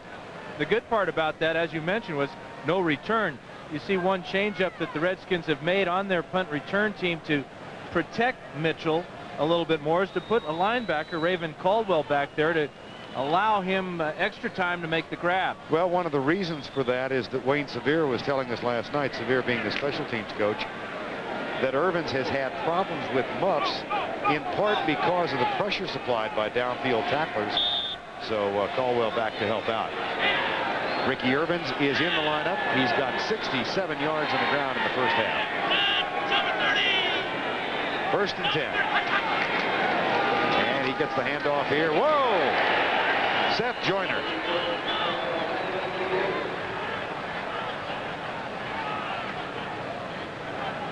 The thing that Kotite loves about Joyner is he never leaves the field. He's in there on all situations. Comes the pressure. Rippon gets rid of it. Receiver slips. Irvins at the 45. Went down as he made his cut. And 18 seconds to go before halftime. No sacks so far. Redskins did give up a sack last week against the Giants. They gave up one against Phoenix. They had gone 10 weeks in a row without any. And Rippon, he's going to get hit right in the chops here by Jerome Brown. And then the cartwheel. What do you give him on that one, Vern? 4.3. You're generous. 3rd and 12.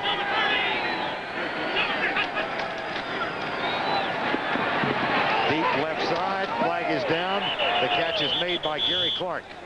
If the play stands, it's a first down.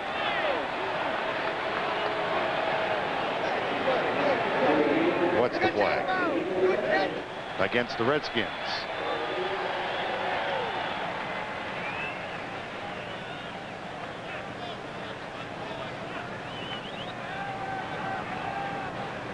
And the clock is down to 11 seconds. Illegal formation. Offense.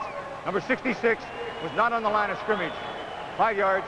Repeat 3rd down. That's Joe Jacoby at 310. It's hard to imagine how he couldn't be on the line of scrimmage. Hey, he could be in both places at one time. He's so big.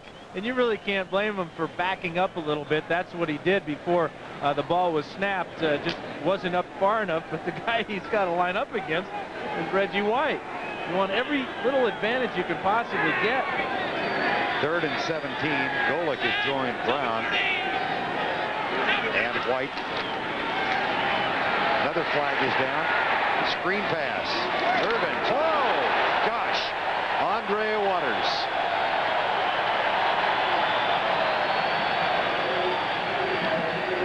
Got a couple of flags on this one, but that was a great play by Waters.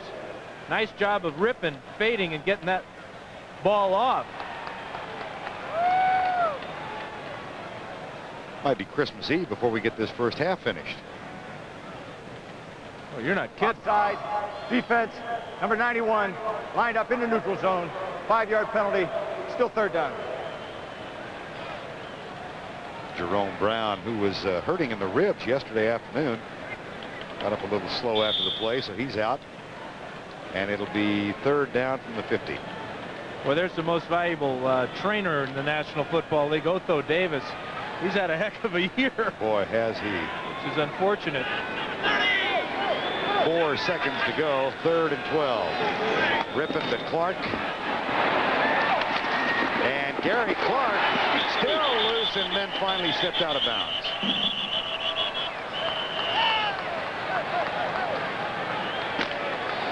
They will unravel the bodies, and that is the end of the first half. With our score, the Washington Redskins leading by 6. The difference in the game, 2 Chip Lohmiller field goals. It's 13-7.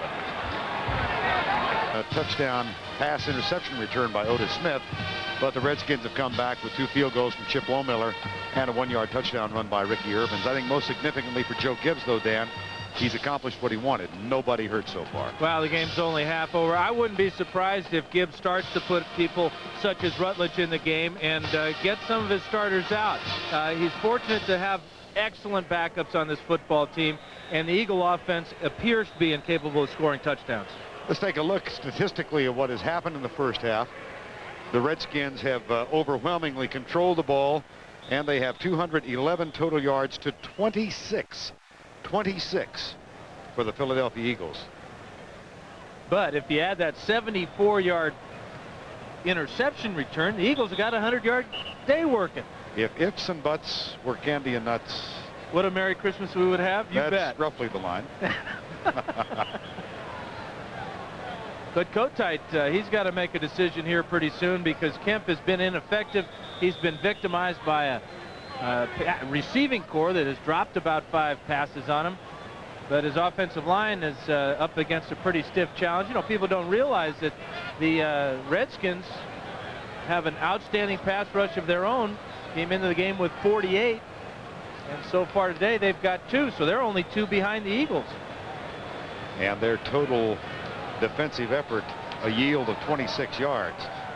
Here's Lohmiller, 2 field goals in the first half, giving him 28 for the season.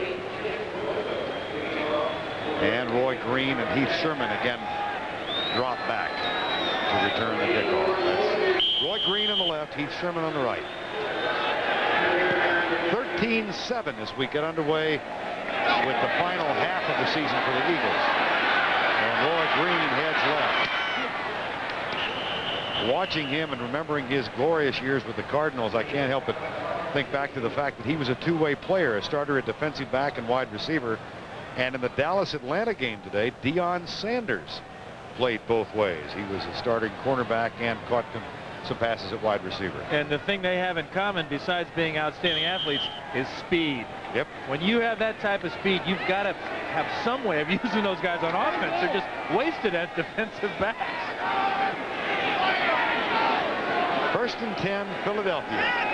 First play of quarter number 3. Fred Barnett in motion, followed by Darrell Green.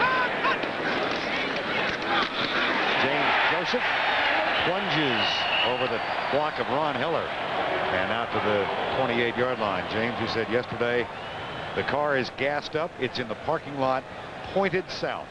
And he may have just gone in at halftime and turned the ignition on. He's heading back home to Phoenix City, Alabama today to enjoy Christmas holidays with his mother and the rest of the family. Has a brother in the 9th grade who's playing football. 7th round draft choice out of Auburn. 2nd and 2.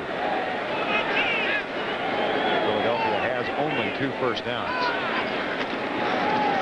Myers, make it 3. Keith Jackson trying to urge the crowd, and they responded to him.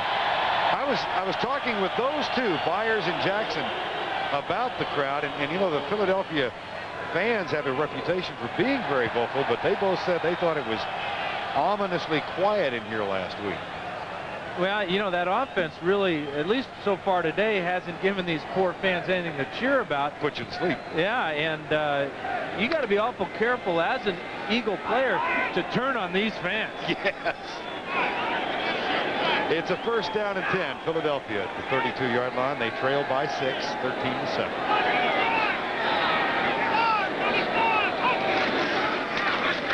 Kemp. Out to the 36. Kemp missing another handoff on that play and then having a tiptoe through the tulips there. Well, I thought it looked awful, but I wasn't sure. Last week, 3 sacks on missed handoffs.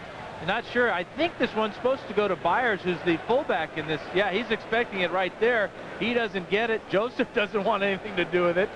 And Kemp has to pay for another missed handoff. Last week against Dallas, missed a handoff to Byers and was sacked for about a 15-yard loss, a crucial mistake. That sack was later overturned by the official statistician, by the way. 2nd down. Here's Kemp back. Here comes Wilbur Marshall again, and a one-hopper to Keith Jackson.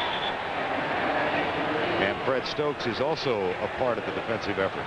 And Kemp is really playing for his future in the National Football League. being cut from Seattle, the first time that had happened to him in his career. Now he faces a dilemma of sorts coming up in the offseason. Does he stay here with Philadelphia? If they put him on Plan B, does he test his value throughout the league? He's got a couple of big decisions to make. He told us yesterday he would prefer to stay here in Philadelphia as a backup quarterback. And, of course, there's the matter of Randall Cunningham coming back. Jim McMahon, who's out with rib injuries right now. And the rookie Brad Gable, also on the roster. Down the middle, tipped away. Calvin Williams and Martin Mayhew with a defensive effort this time. It'll be 4th down. I think Mayhew got away with one there that time because he was all over Calvin Williams before that ball was anywhere close. Long afternoon for Jeff Kemp, who's 2 of 14. Left side of the screen, there's the contact before the ball gets to Williams, and he's yelling about it, and Mayhew celebrating. Beagles and Mitchell.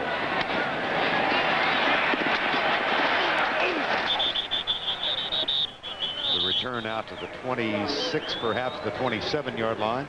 A 47-yard punt, 10 on the return. 12:20 to go, 3rd quarter. Redskin offense when we return. They have rushed for 81 yards so far. Ernest Miner trying to add to the total.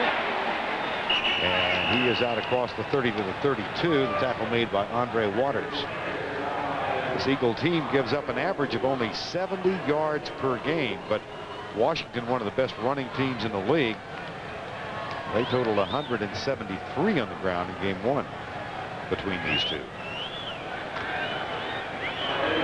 Yards allowed today, rushing yards, New Orleans 53, and that is current, and Philadelphia has given up 87.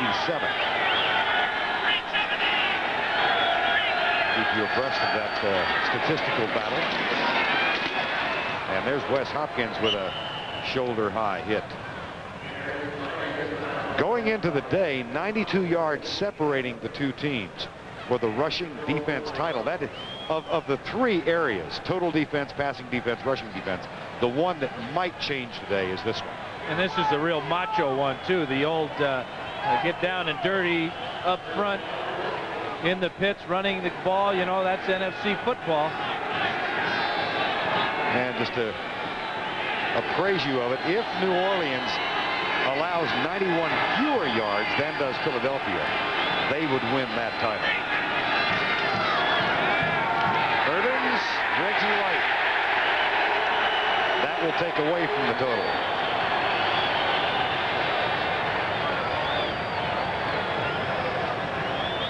Here's Reggie. Watch as he fights against the block of Jacoby and then goes to the outside. When you combine strength and speed and then knowledge, actually he's working against Ed Simmons here, number 76. I wonder about Jacoby, if he's hurt on the sidelines or if this is one of Gibbs's opportunities to rest one of his veterans. That's a way to protect your quarterback. No sacks there. Rippon deep right side. Art Monk incomplete. Art Monk has 1 catch in the ball game, needs 3 more to go to 800 for the year and become the 2nd player in league history to ever get to that total, the other being Steve Largent. Passing yards, Redskins 130, Eagles. You get the word on Joe Jacoby. He sprained his small finger. I've heard of guys taking a dive or one out of the ball game. Probably put it on ice and elevate it tonight, huh? They say he'll be back. I don't know. You know, those fingers are, especially those small ones. Yeah, 3rd and 13. Blitz.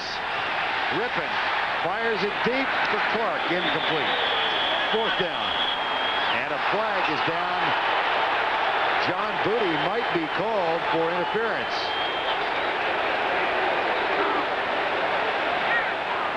Andre Waters can't believe it. I think Andre may be claiming it was an uncatchable ball. Well, that's what the discussion is right now between the 2 officials there. You see them pushing the players away so they can talk in peace. That is the big question, and they're saying, yes, it was a catchable ball.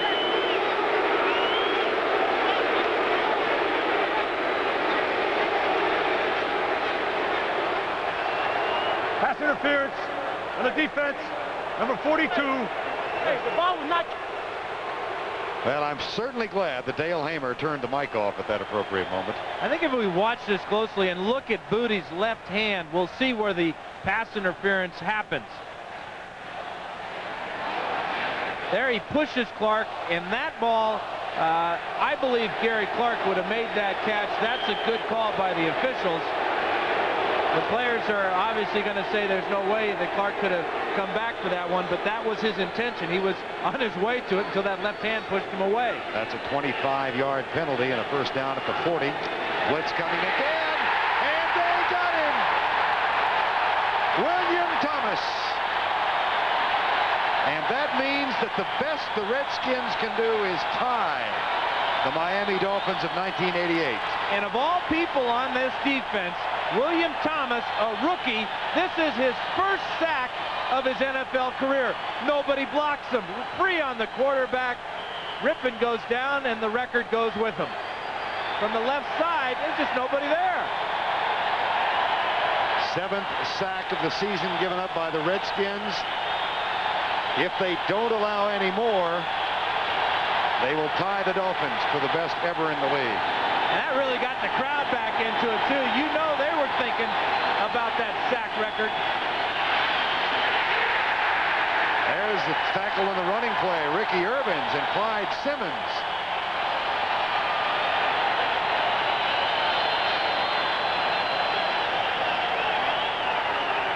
And it'll be 3rd down again. No, Clyde is 6'6", and Ricky Irvins is 5'6", maybe 5'7".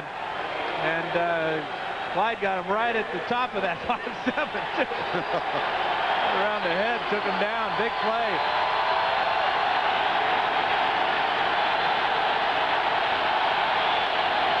Third and 20.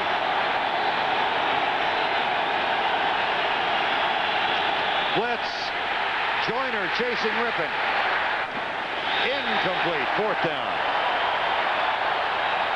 Let's check in on the New Orleans-Phoenix game. Back to New York. Here's Greg Gumbel. All right, Vernon, Tempe, Arizona. Buford Jordan goes 3 yards for a New Orleans touchdown and a 20-3 lead in the 3rd quarter. A Saints win gives them home field advantage against Atlanta in round 1 of the playoffs next week, Vern. And, of course, Atlanta won that last meeting between the two in New Orleans that helped propel that New Orleans slide at the end of the year.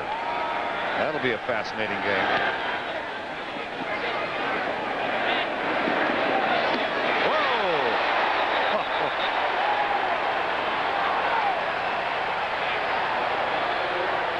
Stephen Hobbs with the tackle. Rod Harris with the catch. And wondering why he didn't wave one of those white gloves there. Boom. 13-7. Redskins, but he appears to have come out of it the better of the two. Jeff Kemp continues at quarterback. 2 of 14 for 17 yards, sacked twice. 8:42 to go. 3rd quarter. Redskins up by 6. James Joseph.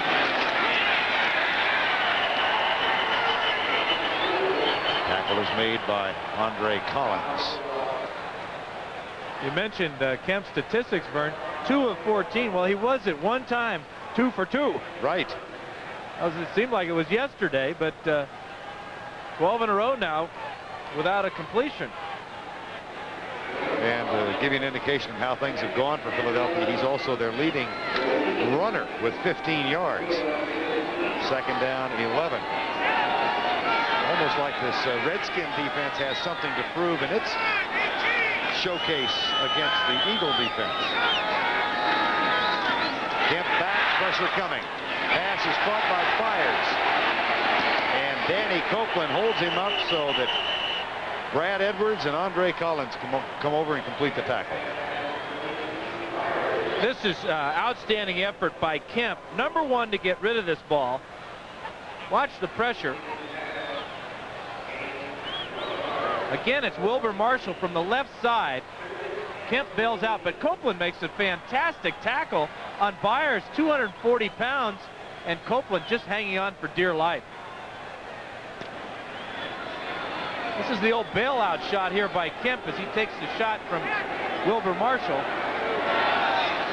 And it's 3rd and 10. Shotgun. Blitz threatened again by the Redskins. They are not coming. They do stunt. Kemp across the middle. Caught by Jackson, who bobbles the ball. Recovered by the Redskins.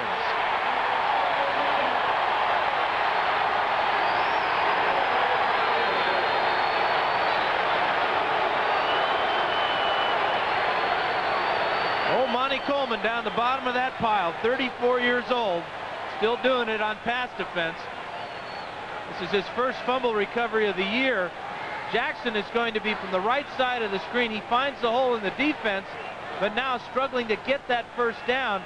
Ball is popped loose by Wilbur Marshall, and there's Coleman with the gift at the bottom of the pile. And we have seen Mark Rippon for the last time today. Jeff Rutledge is on in place of Mark Rippon. Rutledge in his 13th year, 5 of 6 for the season.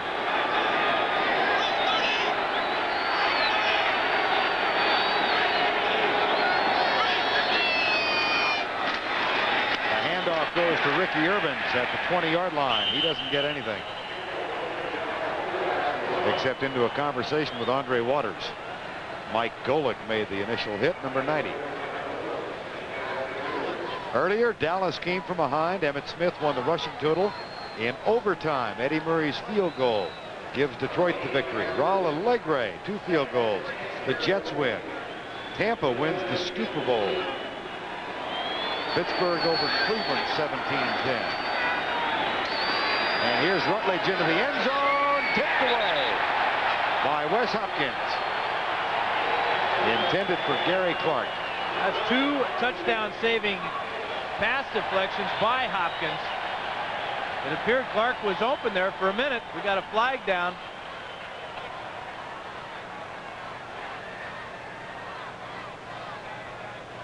Holding. 69 the offense. 10-yard penalty.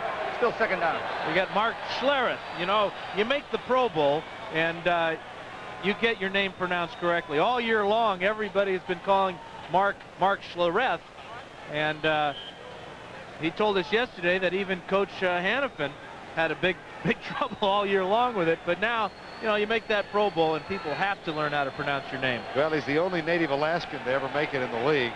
His mother and dad still live in Anchorage. They bought a satellite and said it doesn't work. But they do have one place in Anchorage they go every Sunday to pick up the game. So I'm sure they are watching today.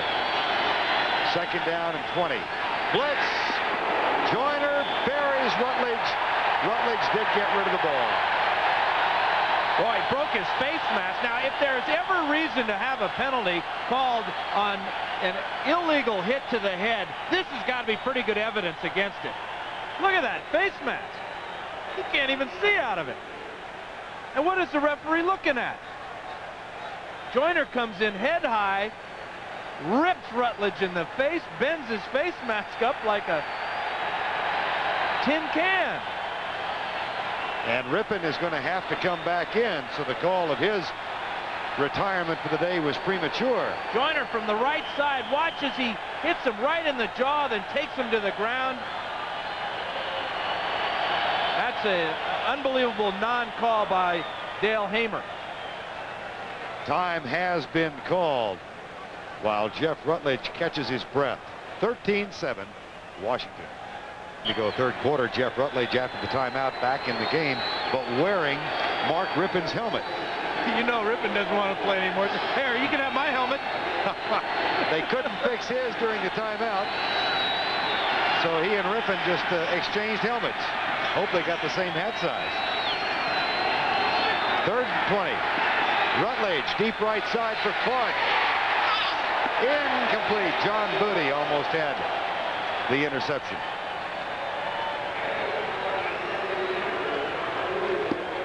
Remember, John Booty wasn't even slated to start today. He's more of a nickelback, number 42. But because of the suspension of Izell Jenkins, Booty got the start and played fairly well. comes real close to the interception here, and then the ball goes through all the way to Clark. Here's the pressure on Jeff Rutledge. I bet he's real happy that they took Rippon out of the ball game. Right. I think he'd like to get Joyner out of the ball game. 47 yards. Good. Second from 47 today. And third field goal of the afternoon. A head bump from McKenzie. Chip Lohmiller increases the Redskin lead. It's now at 9. Wait for yet another kickoff from Chip Lohmiller. 6:09 to go, quarter number 3.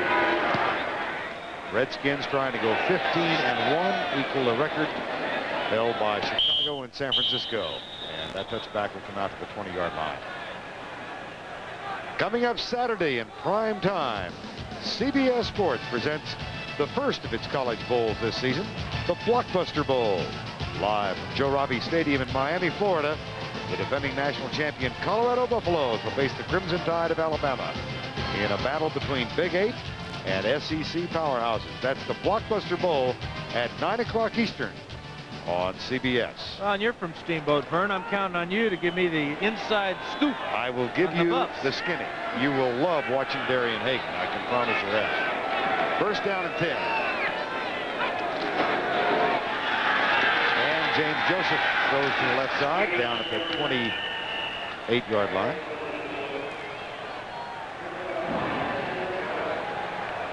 The guy that had a miserable game against the Redskins the first time is number 78 here, Antone Davis. 325 pounds, and he can move it. Look at him get around a corner there and find a little 200-pounder in Brad Edwards. That's a smart player there. In the first game between these two, Davis gave up 2 sacks. Charles Manhattan called for holding, a procedure penalty. He's grown immeasurably in this league since then. He's holding his own today. Second down, number 1 draft pick, Antone Davis. Here's Kemp. Out near the 30, that might be enough to move the chain. Keith Jackson with the catch. And a roar. Jackson. He and Byers were really angry at the crowd last week. Said he thought he'd get booed today. He hasn't been so far. Well, he did fumble, though, the last pass he caught. So, you know, he's caught a couple so far today. That's his 3rd catch. But when you've only completed 5 passes, such as Kemp, that's not a real good day throwing the ball. There's Matt Millen on the sideline in real pain. First down and 10. Flag is down. Pass is picked off by Tim Johnson. He's being chased by David Alexander and is out of bounds at the 6-yard line. Tim Johnson. And there are 2 flags down. One is real deep in the secondary. That might be against the Redskins. Johnson's first interception. Joseph and Brad Edwards exchanging Christmas greetings.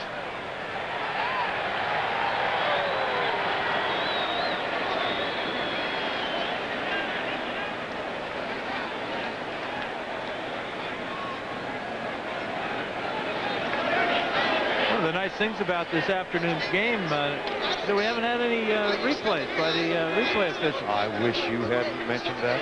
Well, I really wish you'd never brought it up. oftentimes this man here is the center of attention, whether he likes it or not. But they're having, we might as well have a replay on this one. They're not getting it straight down on the field. 2 fouls on this play.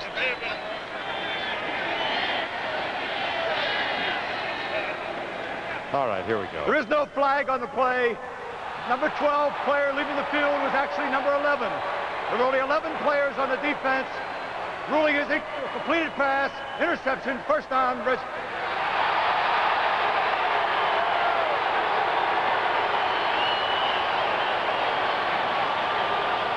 And here's the interception for Tim Johnson. That one just kind of went right into the old face mask here. But the Redskins were substituting and got their 12th man off the field just in time. And a return of 24. Jason Buck put the pressure on Jeff Kemp, and Tim Johnson will put that on the mantle to go with the stockings on Christmas. Here's Andre Collins, and he's running to get off the field. The ball is snapped, it appeared, when he was still on the field.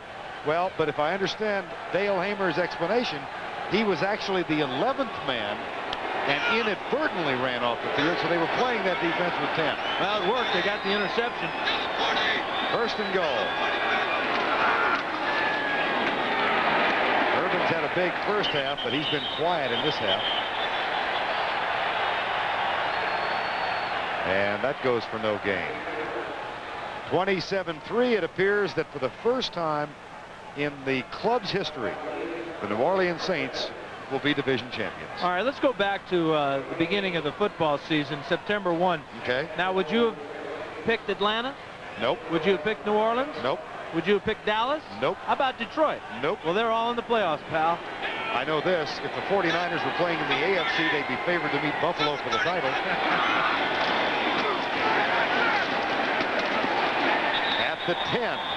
No gain again. Tackle made by Clyde Simmons. And Kotite really wants this game to go 10-6.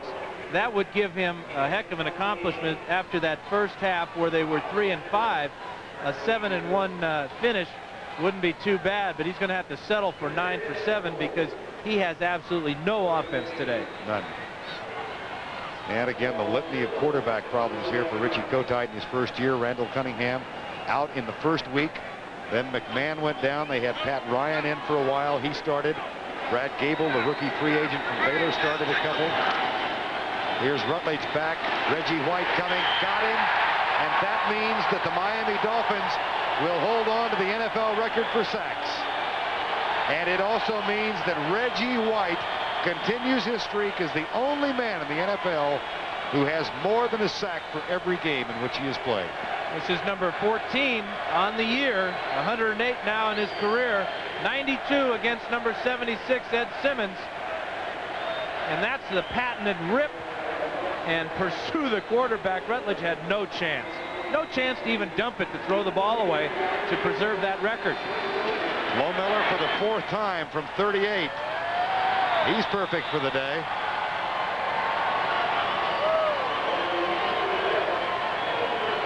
Chip Lohmiller, and that is his 30th field goal completed or made in 1991. 19-7. What a man of great dignity and class. And a lot of talent, too, as a football player. But I think the point you make, Vern, about the class and the dignity part of it really is contagious.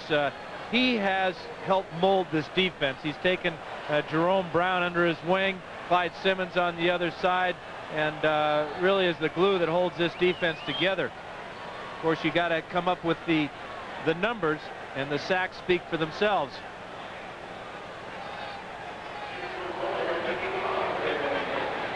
Well, how is this playoff picture evolving in the NFC? Of course, we know the teams. It's a matter of who plays where. And it really won't be decided until tomorrow night when Chicago plays at San Francisco. Here's Roy Green at the 4. Nice special teams tackle at the 13. Alvin Walton makes the stop. Here are the playoff teams. The Redskins, Detroit, and Chicago still fighting for the NFC Central. Dallas, New Orleans, and Atlanta.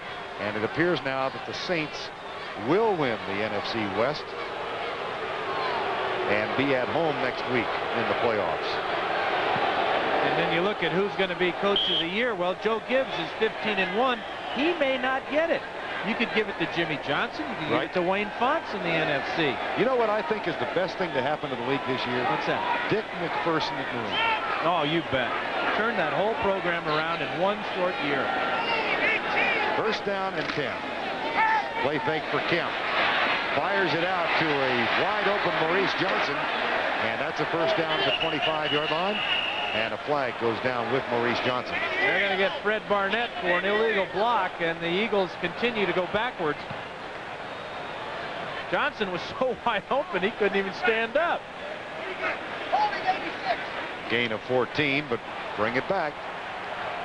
Fred Barnett has not had a good day. Holding, number 86, 10 yards from the end of the run. Now he's just hustling here, and now he sees that Darrell Green's got a shot at making the tackle, and he's got his hands all over his back. That's a pretty good throw by that official. Sometimes you think the official's trying to hit the player that caused the penalty, don't you think? Boy, that looked like a dart. Emmitt Smith won the rushing title.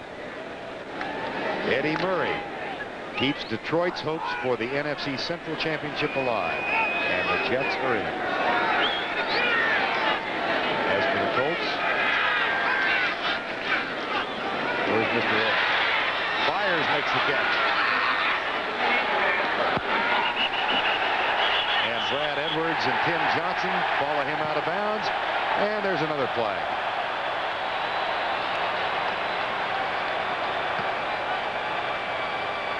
Why do you want to go and treat me that way?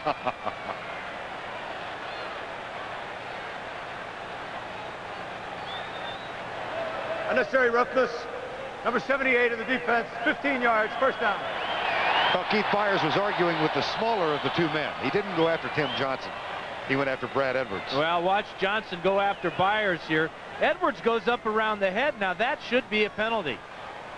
Now, this is about 4 yards out of bounds. I think the referee got the wrong guy. There's the pressure on Jeff Kemp. Again, he's going to be just smashed to the ground. When you hit the back of your head on this artificial turf and on a cold day like today, that is really hard. First down and 10 after the penalty at the 35. Kemp incomplete.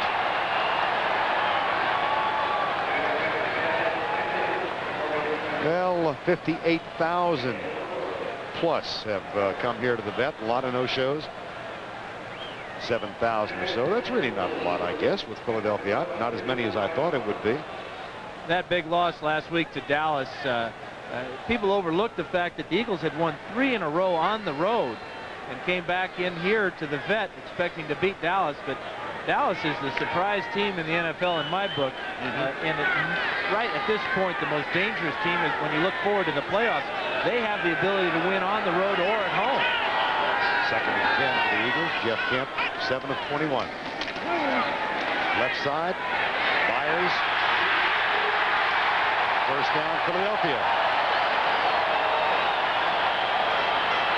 93 seconds remaining, quarter number 3. And 2 players are down for the Redskins. One of whom is Martin Mayhew, the cornerback, being 10-2 right there. And the second is back at the 50. We're unable to see who that is. Danny Copeland, the safety. This is what Gibbs feared coming into the vet, playing the Eagles, where they had so many injuries in the past. Take a look at this great play by Byers. When he catches the ball, he needs about 8 yards to get the first down. There's Mayhew getting hit right on the helmet, and now Copeland lands right on top of his head.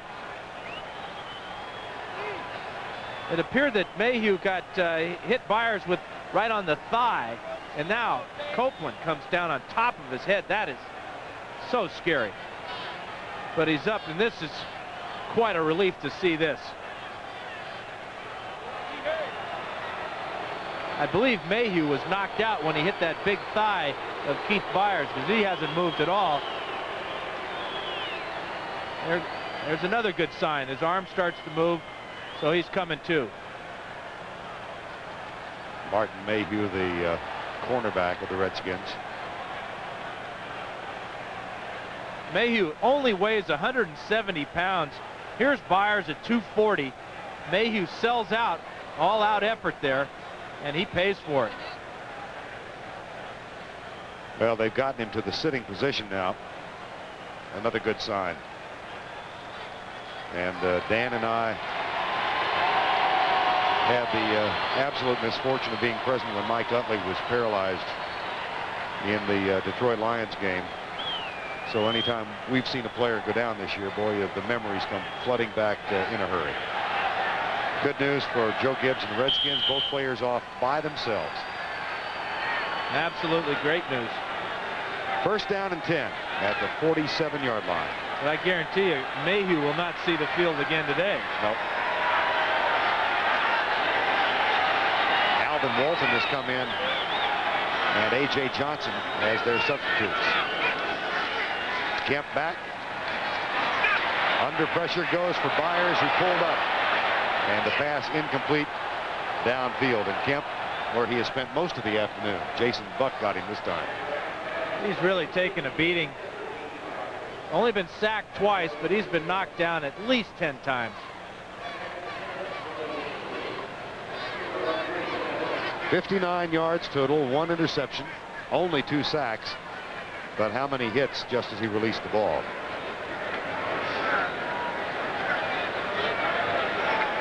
Jackson goes and lines up tight to the left side. 64 seconds remaining, quarter number 3.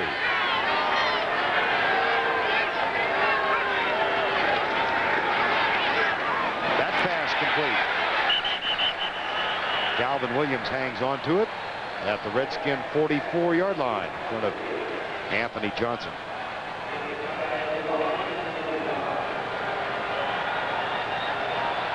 Here's Andre Coleman. Watch as he, or Collins rather, watch as he, if he steps to the right instead of to the left, he's got an interception and clear sailing.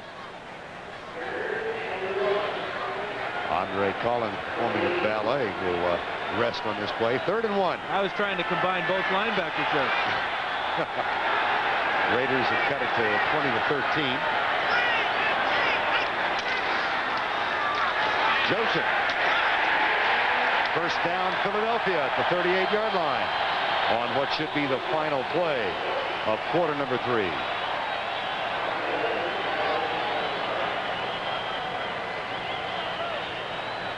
That's the end of the 3rd quarter with our score. The Washington Redskins 19, Philadelphia 7, where they come in all sizes and colors. He's looking for a tryout as the Eagles' next quarterback. 19-7. Oh, Santa. That was not eggnog. He was pouring into that cup. That was eggnog light. Final quarter, Vern Lundquist and Dan Fouts from Veterans Stadium.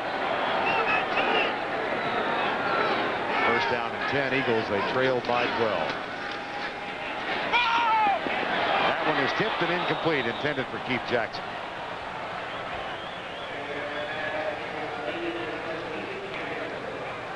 Jeff Kemp looking over at the sideline to Richie Kotite. Kind of unique in this ball game, Vern. We have 2 head coaches that serve as the offensive coordinators and play callers. Kotite, of course, was the offensive coordinator here last year, and then before that with the Jets. And I remember Joe Gibbs in San Diego with me back in the late 70s, early 80s. He was our offensive coordinator. 2nd down and 10. Blitz coming from the Redskins. Kemp, short setup, fires right side, caught by Fred Barnett. He shakes the tackle, scoots down the sidelines, out of bounds. First down at the 13-yard line. Tackle made by Danny Copeland, who is back on the field. And a gain of 25. This is a blitz adjustment by the Eagles. They see the blitz from the right side. Kemp goes to the hot receiver here, Barnett. And now he just fakes out Darrell Green, pushes him down to the sidelines, and Copeland makes a touchdown-saving tackle right here. Take a look at the blitz here from the left side. There is Brad Edwards, who's weak safety on the blitz, a little bit late, and the Eagles get their best offensive play of the day. And their best field position of the day, other than the pass interception for the touchdown. Kemp with time across the middle, caught Johnson, who had a touchdown catch, his first ever last week against Dallas. And that's down to the 6-yard line.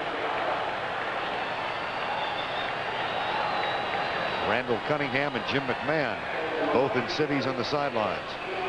Zeke Pretkowski giving the signals. There's some quarterbacks for you right there. Little Zeke, talent, of course, huh? from a different era. My era. Well, That's a different one. That was a different era. Backed up Bart Starr, among others. 2nd and 3. 19-7, 13:48 to go.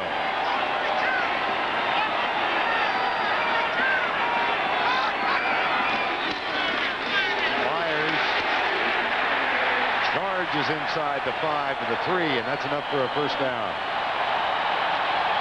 And Keith Byers urging the crowd on. Well, as I told you, it was Byers and Jackson and I had the conversation about the crowd yesterday, and they're trying to get them stirred up. We talked about how anemic the Eagle rushing attack has been this year. Byers is the only running back on the Eagles with an average of better than 3.2 yards a carry, averaging right around 4 yards. Got to find a way to get him the ball more often. First and goal. Play fake. Kemp. Incomplete. They do rule he was going forward with his arm. Not a fumble. Eric Williams with the pressure.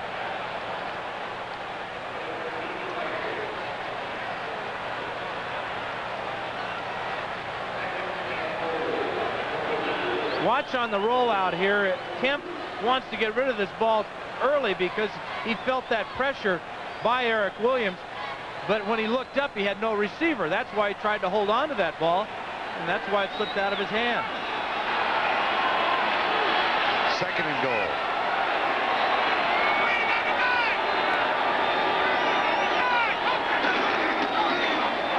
Byers and Kemp collide. Well, that's what happens when you have a new quarterback. Kemp has been here for a while, but you've seen now 3 times today, a couple of times last week, Kemp and his running backs not being in total sync here. Byers expected an underneath handoff. Kemp did not get out of the way far enough, trying a little misdirection right in the middle, and the Eagles had that first down a couple of plays ago, but they haven't gone anywhere with it. 13th play of the drive, and they do need a touchdown. Third and goal. Play action in the end zone, wide open. Jackson, touchdown.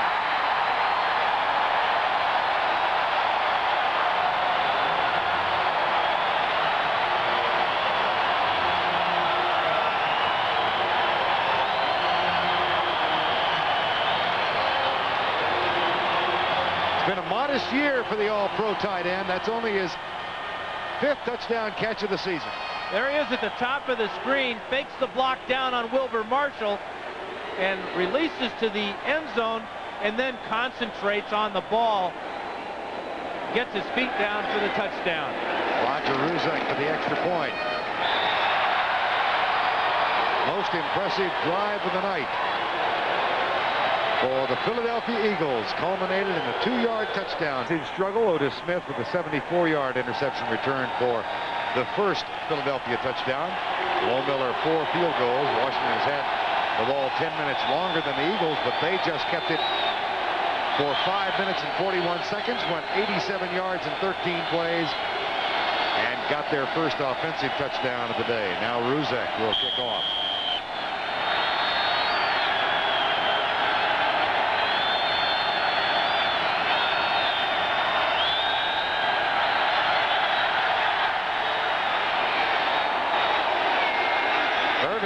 Staggers and gets under it. Flag comes flying way downfield. That'll cost the Redskins. And it'll push the ball back inside the 20-yard line. Let's go back and take a look at Keith Jackson. Well, watch Jackson fake to the inside. Wilbur Marshall goes for the fake, and then Jackson clears to the end zone. But the move to the inside gets Marshall. Look, he knows that Jackson's his man. All he can do is roll on the ground and look down and watch Jackson score the touchdown. Great move at the line of scrimmage.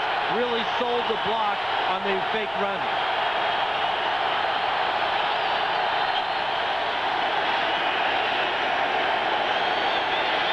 First and 10 from the 15.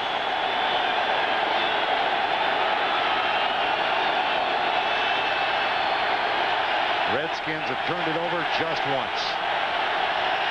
And that was early. Irvin's a yard and a half. Boy, he had 66 yards at one point in the first half, and he's now got 64 on 21 carries. And we go back to that summary that we had, and we saw the time of possession Coming into today's game, the Eagles were number 2 in the NFL in time of possession. And that's really remarkable when you have absolutely no rushing attack. It's strictly attributable to this Eagle defense. And they are being called upon now. Rutledge. Art Monk, his second catch. Short of the first down, and no flag as Mike Golick made the late contact and then quickly looked like a wrestler making a tag. The hands came up immediately. Yeah, he was into a halfway body slam there. Art Monk's second catch gives him 798 for his career. I remember when Charlie Joyner became the all-time leading pass receiver when I played with him in San Diego, and everybody on the team felt so happy for him because he's such a class guy. It reminds me a lot of Art Monk and his situation with the Redskins. 3rd and 4, 10:35 to go. Monk in motion, left side. And that is an incomplete pass. Philadelphia has held.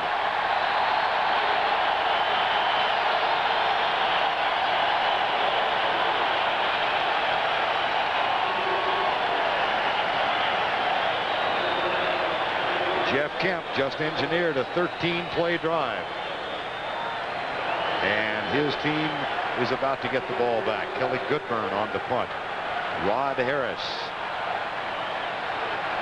who can be an adventure in returning punts, waits for it at the 39.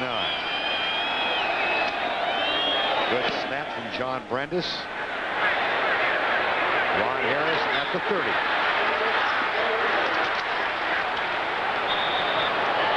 Down at the 37.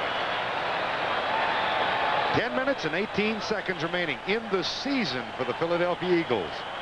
They would like to end it on an up note. They trail by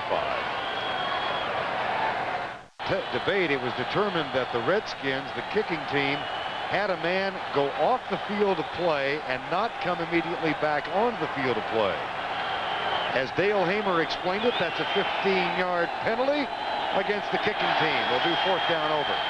So this time, back from the 11, Kelly Goodburn will punt. High snap from Brandis, blocked. Otis Smith with a block, picked up by Monty Coleman.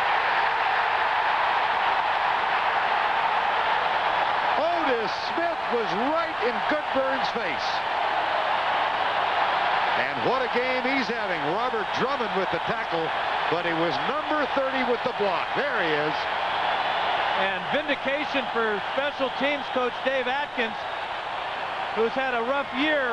From the right side of the screen, here's Otis, and he's going to have a lot of company coming right in on the punter. Goodburn comes to Otis. There's the block. Heads-up play by Monty Coleman.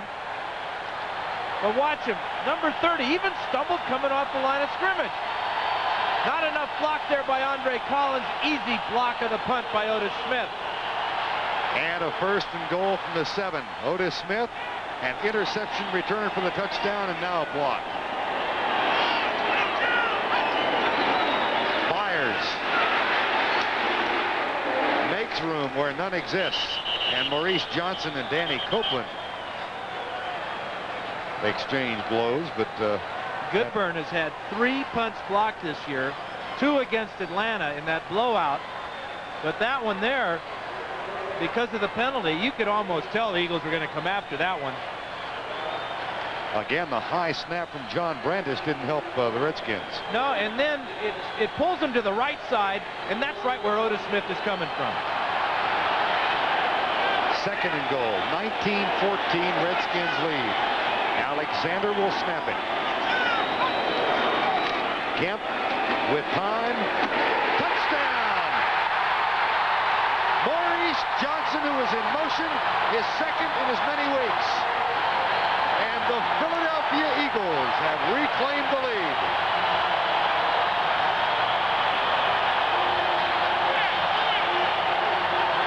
Now these people have waited a long time to cheer. This is a great throw and catch. First it's Kemp with the protection, the lane to throw through, the catch with the hands, and then the determination to get in the end zone. 2 touchdown passes for Jeff Kemp here in the 4th quarter. Roger Ruzek to attempt the extra point.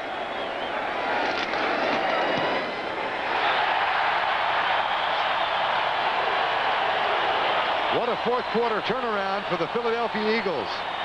Maurice Johnson's second touchdown catch in 2 weeks.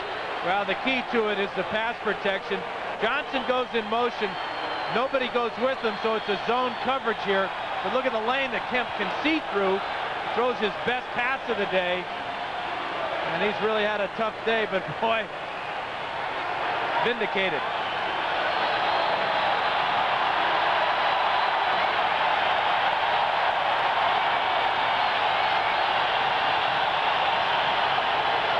Wayne Sevier.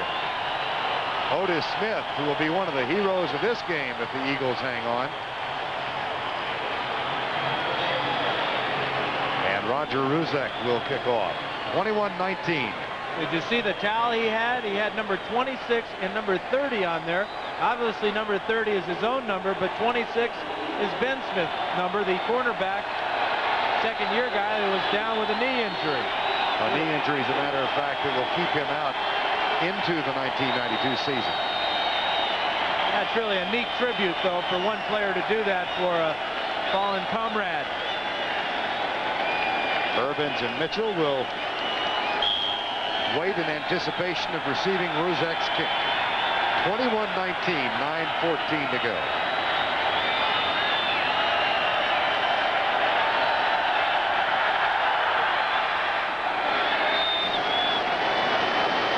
Urbans.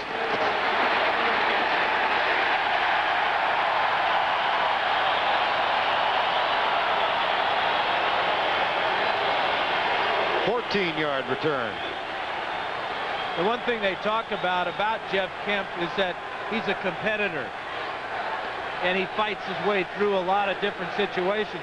He was absolutely miserable in that first half and much of the third quarter, but he's come back.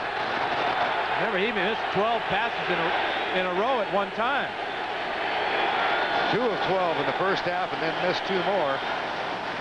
But in the second half, 11 of 18 and 2 touchdowns.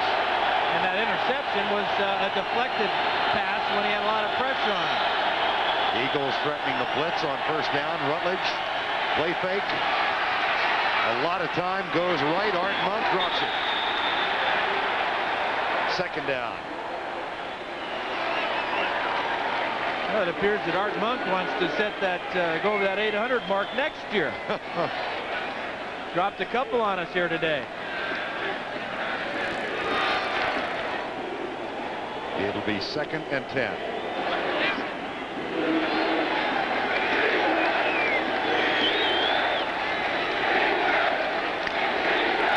New Orleans with 1:03 left. Kansas City looks like they might be home next week. Denver hangs on to a 3-point edge. Here the Eagles lead by 2. Rutledge on the rollout. A stop-and-go pattern for Art Monk. Waters is down there. Monk again can't hang on.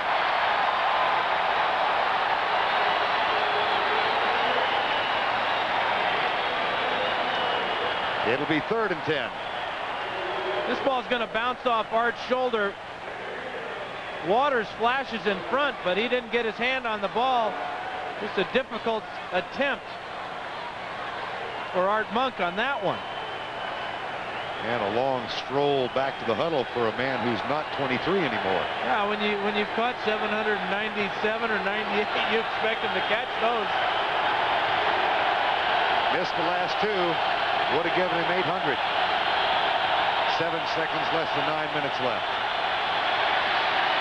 Rutledge. That one is caught. And that is Art Monk, and that gives him 799 for his career. And that was the most difficult of the 3 catches he had to make. Tight coverage by Eric Allen. Ball was well thrown, nice and low on the outside like that. And Art made the sliding catch. Picked up the big first down. Took this crowd out of it for the meantime.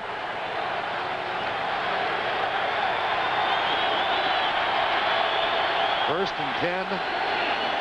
Washington trailing 21-19. 8:13 to go.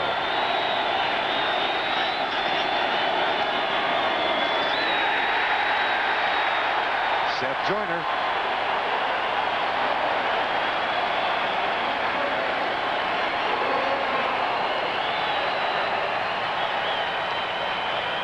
About Seth Joyner, number 59 here.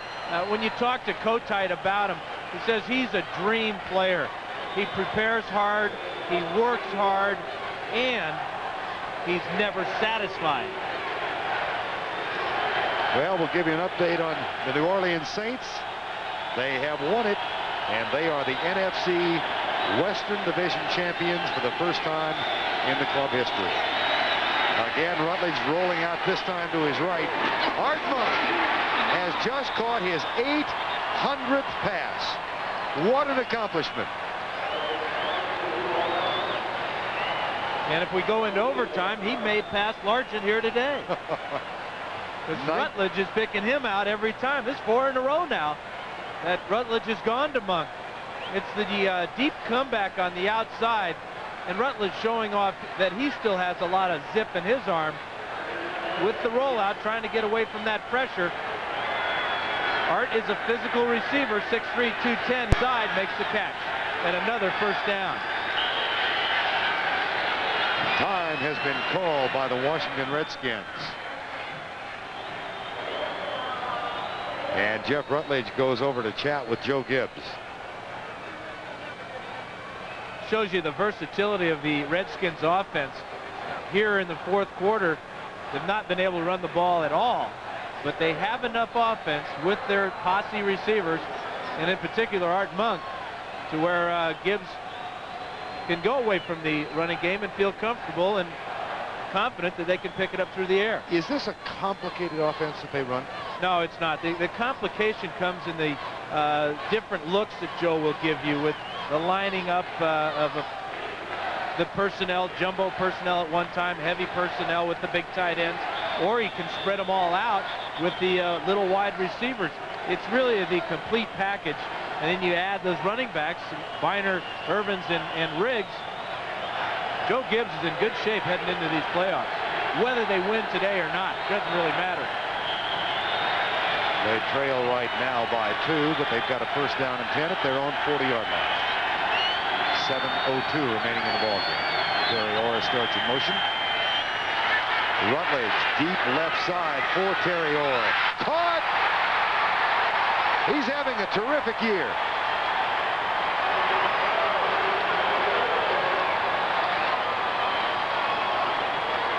I'd say he's having a terrific year. I love his percentage. This is his 10th catch of the year. He has 4 touchdown receptions, but this is not a catch you see H-backs make very often. Stopping it with his right hand, tipping it to himself. Nothing to it for Terry Orr. For those of you expecting to see 60 minutes, you're watching the NFL on CBS in the game between the Washington Redskins and the Philadelphia Eagles. I'm Vern Lundquist and Dan Fouts. Our score 21-19 Philadelphia. 60 minutes for the scene in its entirety immediately following this game, except in the West Coast. And an incomplete attempt into the end zone. Art Monk. Wes Hopkins defending. 21-19 if you did just join us. The Redskins seem to be well in command with a 19-7 lead. But then a 13-play drive was engineered by Jeff Kemp. He found Keith Jackson in the end zone for a touchdown to make it 19-14. On the ensuing series, Kelly Goodburn's punt blocked by Otis Smith. And Maurice Judson caught a short pass from Kemp to put the Eagles on top. Now Washington driving. Second down. Art Monk has 801. And you hear coaches talk about, well, we need our special teams to play big. Our defense has to play well in our offense. Well, Richie Kotite has a touchdown from his defense on Otis Smith's interception. They get the block punt by Otis Smith that sets up a touchdown and that nice 13-play drive. So for Kotite, all 3 phases of his team are finally getting going. 5:54 to go. Washington trying to go 15-1 and become the 3rd team in league history to do so in regular season. Flags are down. They'll bring the play back and start it over.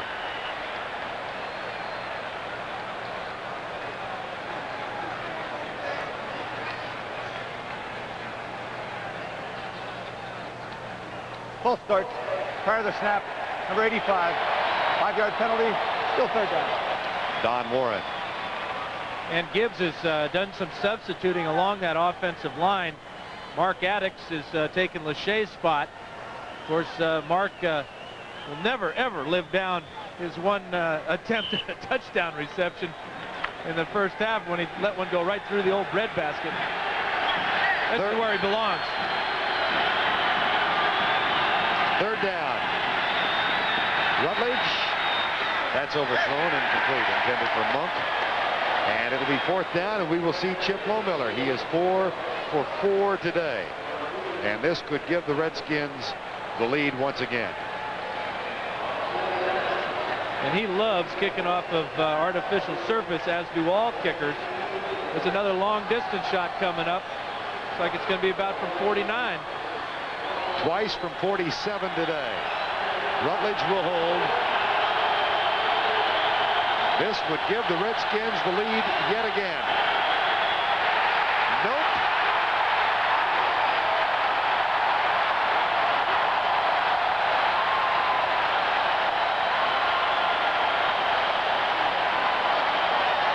.5:21 remaining in regulation play. Eagles by 2. The Eagles have come from behind. They lead by 2.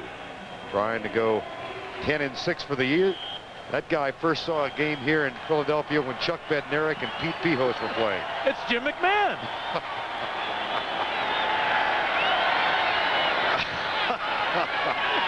First and 10. Sunglasses on. Yeah. Barnett is in motion. Myers drops it. A.J. Johnson tries to pick it up. Out of bounds. Eagles ball. Whoa.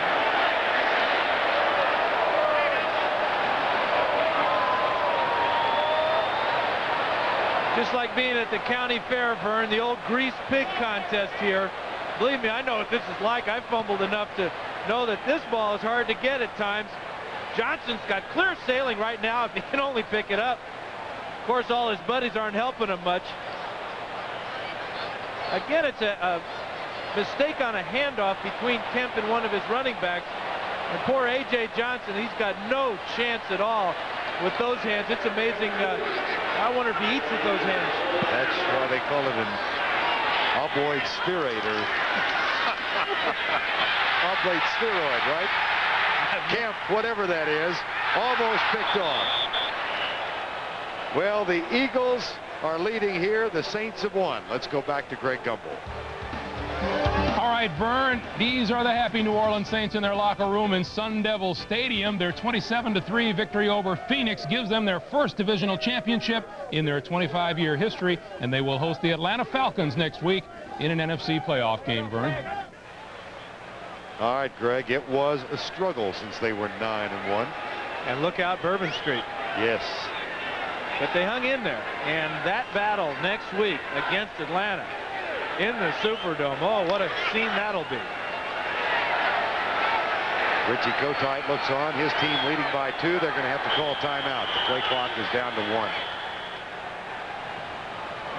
And they call timeout with 4:48 remaining in the ball game. Into that fumble by Byers that Johnson couldn't pick up. Kemp made the play by knocking it out of bounds. Detroit wins today. That means Chicago must win tomorrow night to win the division championship. The Jets are in the playoffs. Miami is out. Tampa Bay means Indianapolis gets the first pick and the 4th. Pittsburgh wins. Will Chuck Noll be back? Cincinnati defeats New England. Will Sam Weiss be back? New Orleans beats Phoenix. Jim Mora will be back. And Kansas City will host the Raiders in the playoff next week. That is a wild card spot. And lose. The Raiders not only lose the game, but they lose that home field advantage. And the Denver Broncos, because the Giants gave them some help yesterday, get a week off and a home playoff game. And what a turnaround for the Denver Broncos this season. 3rd and 22. Joseph. Darrell Green makes first contact. Wilbur Marshall helps out. And it'll be 4th down with 4:36 to go in the game. Ryan Mitchell back to return it.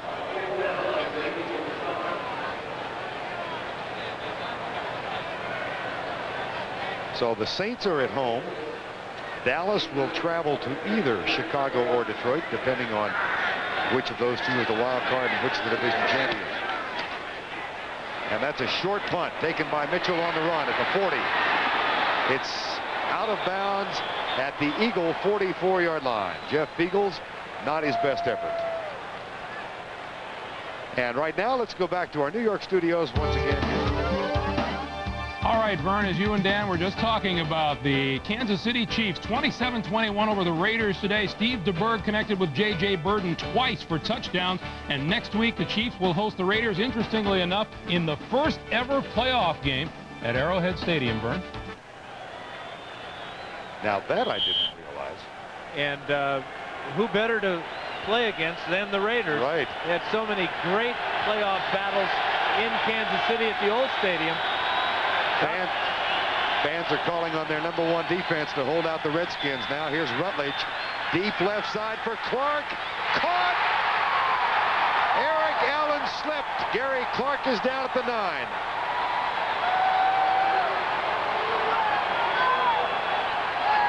Well, Rutledge must have gone over and talked to Gary Clark and said, hey, listen, I know I haven't thrown you a ball all afternoon. Why don't you see what you can do on the deep corner route? Perfect pass by Rutledge. Leads Clark. He doesn't lose stride. He even gets tripped up. But his determination, which he's so famous for, his toughness, the concentration to make this grab and hang on as he hits the turf. Great play. 1st and goal at the 9-yard line. Redskins trail by 2. 3:29 to go. Monk in motion. Ricky Irvins dropped at the 10.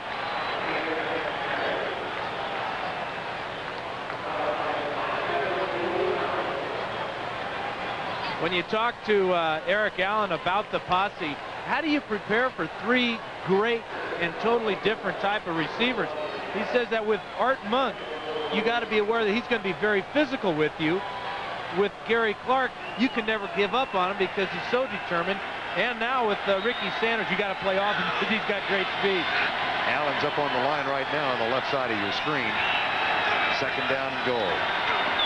Rutledge straight drop back, tipped and dropped. Jerome Brown got his hand up. Playing with sore ribs. He was hurting yesterday. But what a season he's had. Very unique to have as many tackles as Jerome Brown has, because he plays where all the action is, but also where everybody's blocking him. It's almost impossible to block him one-on-one. He came into the game with 124 tackles. That's an unheard of number for defensive tackle. 3rd and goal from the 10. Rutledge, Reggie White. That is the 3rd sack. And it's the 9th given up this season. The first time this year that the Redskin offense has given up 3 sacks in a game. Here he is at the bottom of the screen here, number 92. And he's working against Donnie Warren this time, and that's just a real mismatch. Warren is a great blocker for a tight end, but he's not going to win that battle against number 92 very often. And the Eagles almost giving the Redskins the go-ahead field goal, immediately call timeout to stop the clock with 2:38 remaining. They will have 1 timeout left plus the 2-minute warning. Gary Clark. He's fiery. And there's no telling who that anger is directed at. But it is being directed. And nobody's really listening either. Actually, it's not being directed. It's kind of scattershot. Here's Lohmiller. He's 4 of 5 for the day to reclaim a Redskin lead. Got it. 35 yards out. Gary Clark doesn't appear to want to celebrate. But the Redskins are up by 1, 22-21. The Denver Broncos, a 5th place finish last year, division champs now. Back to Greg Gilman. You're right, Vern. And in San Diego, the Chargers saw their hopes of beating Denver today disappear when Charles Dimray picked off John Freeze. The victory gives the Broncos a first-round bye, and it means that the New York Jets will be at Houston in opening round playoff action in the AFC next week. Vern? All right, Greg, and here the Redskins are 234 away from going 15-1. Interesting in talking with Joe Gibbs last night about who the Redskins would like to face in their first game at home. And I think we both got a sense of one team they don't want to play again. I don't think he wants to see the Dallas Cowboys at home or anywhere. But, you know, knowing Joe, we said, well, how about Atlanta? No, don't want to play them because we beat them badly. Right. What about Detroit? No, we don't want to play them because we killed them, although they didn't have Barry Sanders. It's not easy getting information out of Joe Gibbs. Ball at the 35. Jeff Kemp getting some words of advice from Randall Cunningham. Randall, who says that his rehabilitation is coming along nicely. There were even rumors floating around this town that had the Eagles qualified for the playoffs, he was going to try and talk his way back into the lineup. Not. He's an expensive cheerleader right now. Yeah, that's right. And will remain so until next year. Roy Green at the 21-yard line. One thing Jeff Kemp told us yesterday when I asked him, what is his grasp of the offense now? Where is he as far as being with the Eagles? This is the toughest part to learn is a 2-minute offense, but he finally feels comfortable with it, that he has a grasp and that there won't be the mistakes that he had last week against Dallas. But this is a tough time for a quarterback coming to a new system and a new team, getting used to the audibles, getting used to the different reads, and hurrying the team up to the line of scrimmage each time. 2:26 to go, 1 timeout left plus the 2-minute warning. And the Redskins lead by 1.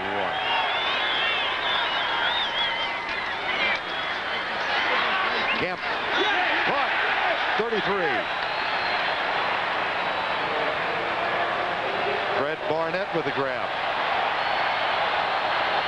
And the Eagles a little slow getting up to the line of scrimmage. We'll get one more play before the 2-minute warning. Kemp goes left side, incomplete. Byers well covered there by A.J. Johnson. And we are at the 2-minute warning. Redskins have come back to claim a 1-point edge, 22-21. To put the Eagles on top. He has had a terrific season. 22-21 right now with 1:59 to go. Philadelphia 1 timeout and a 2nd down and 10 at their own 33-yard line. 4-man rush by Washington. Kemp right side. Caught by Barnett, but that doesn't do them any good at all. And it'll be 3rd down. And he only has 1 timeout to work with. This is the most important 3rd down conversion of the year for the Eagles. They haven't been real successful in this area.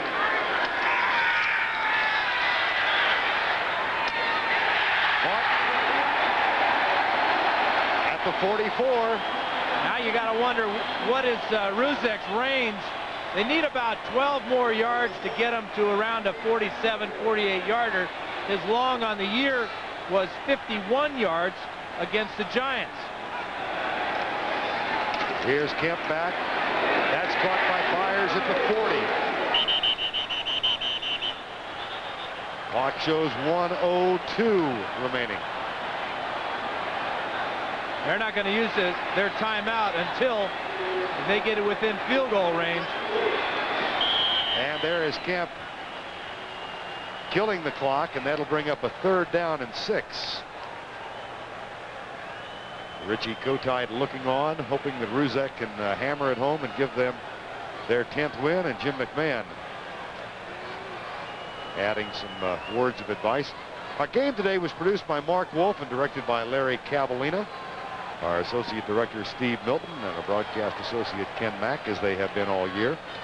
The NFL Today produced by Eric Mann and directed by Duke Struck. The senior producer of the NFL on CBS is Ed Gorin, and the executive producer is Ted Shaker. And we also want to give good wishes to Ed Kushner, technical supervisor at our local affiliate WCAU, retiring at the end of the year. 41 years of covering the NFL on CBS.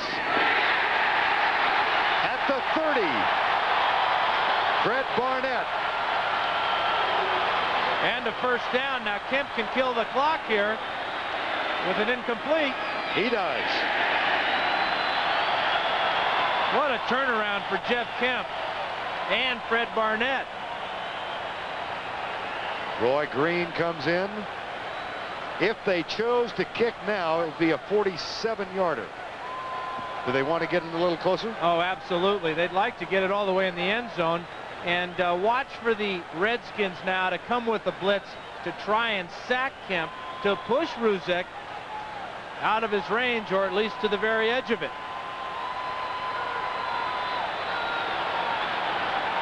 .35 seconds remaining. Redskins hoping to go 15-1. Eagles trying to end the season at 10-6. Kemp across the middle, fires with the catch. Forward progress at the 22-yard line. Clock at 24. They can hurry up and kill the clock. This would make it about a 38-yarder. And now the clock is stopped by the officials. And it has been a Philadelphia timeout. The Eagles use their final timeout. 60 minutes coming up at the conclusion of the ball game. Jeff Kemp, Fred Barnett, Roger Ruzek for the season, 27 of 32.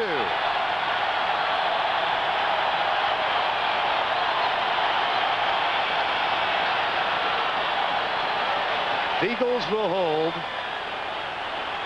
John Hudson is the center. This is a great finish for a very unusual year for the Eagles. 38 yards out. Ruzek has missed just one from between the 30 and 40 this season.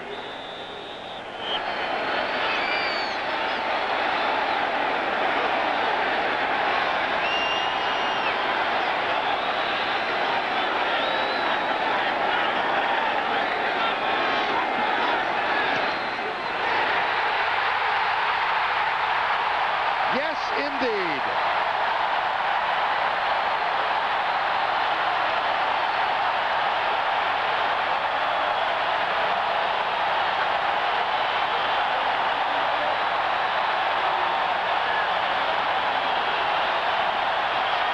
Ruzek hit it right in the heart, too. There was no doubt about it.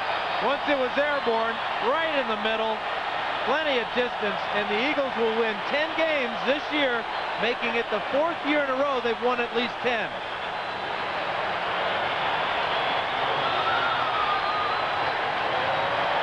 Well, when you hit it sweet, as Ruzek does, there's no doubt.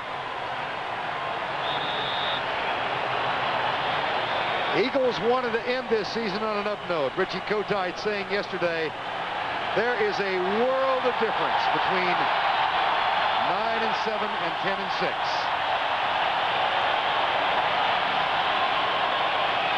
And even though they are out of the playoffs,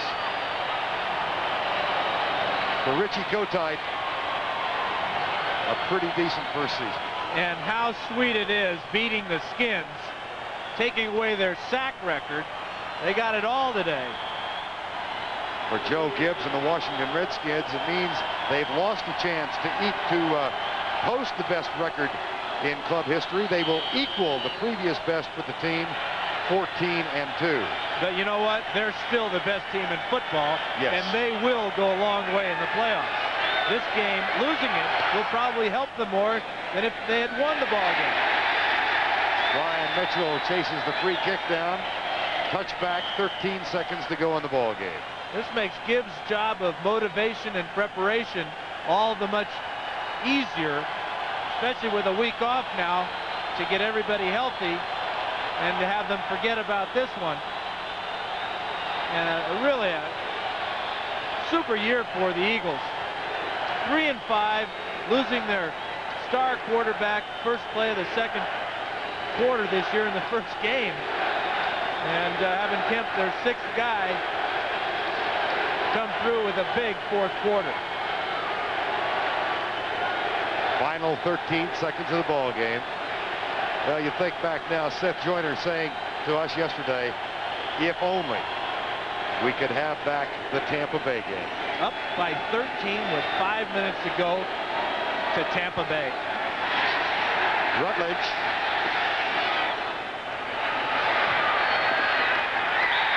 Five seconds left. John Moody knocks it down. Playing in place of the suspended Izell Jenkins. Well, the one thing that Gibbs was afraid of coming into the game was injuries. We saw Martin Mayhew get knocked out, but he did go off the field under his own power. He appeared to be the only serious Redskin that was injured, unless you include Joe Jacoby's little finger. Roger Ruzek might have been a Pro Bowl aspirant. He was an aspirant. Should have perhaps have won that honor. Lohmiller got it. And here's what should be the final play of the game. Rutledge. Incomplete.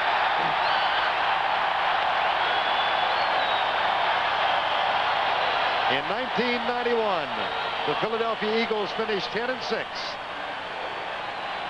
The Washington Redskins 14-2. But the Redskins go on in the playoffs.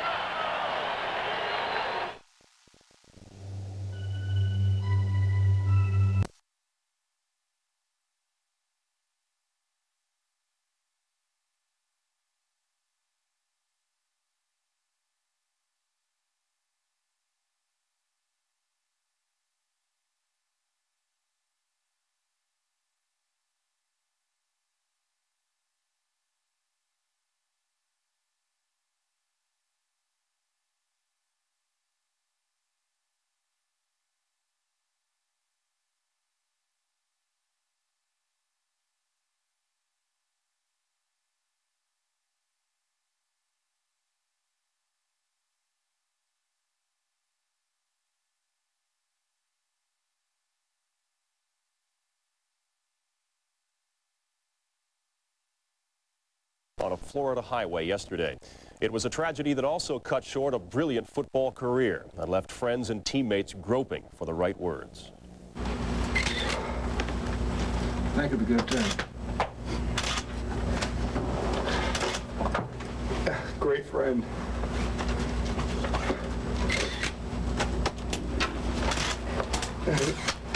Forget all the football. Great friend. It's hard to believe that it happened. A lot of people can think what they want about Jerome Brown. Jerome Brown was a for real person. Somebody that cared more than a lot of people thought he did.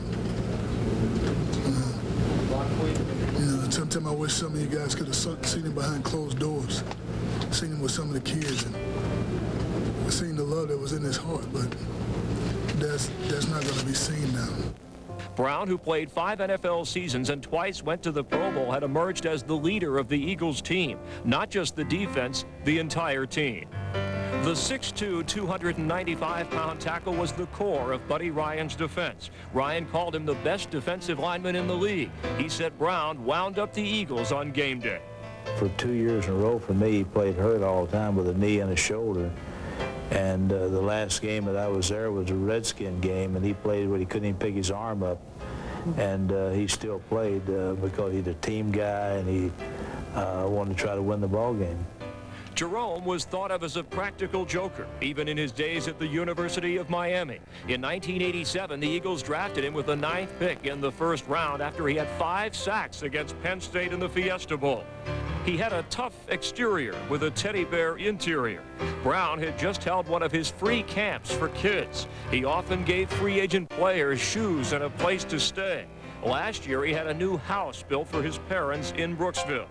Brown made his home in Florida during the offseason and was to be in Philadelphia next week before a tragedy struck and cut his life short. Anyone he came in contact with, he touched. He certainly touched me. And not to even mention his love for playing football. And he's going to be sorely missed. So how do you like this new car? I love it. It's great. It's new. But tell me what it's going to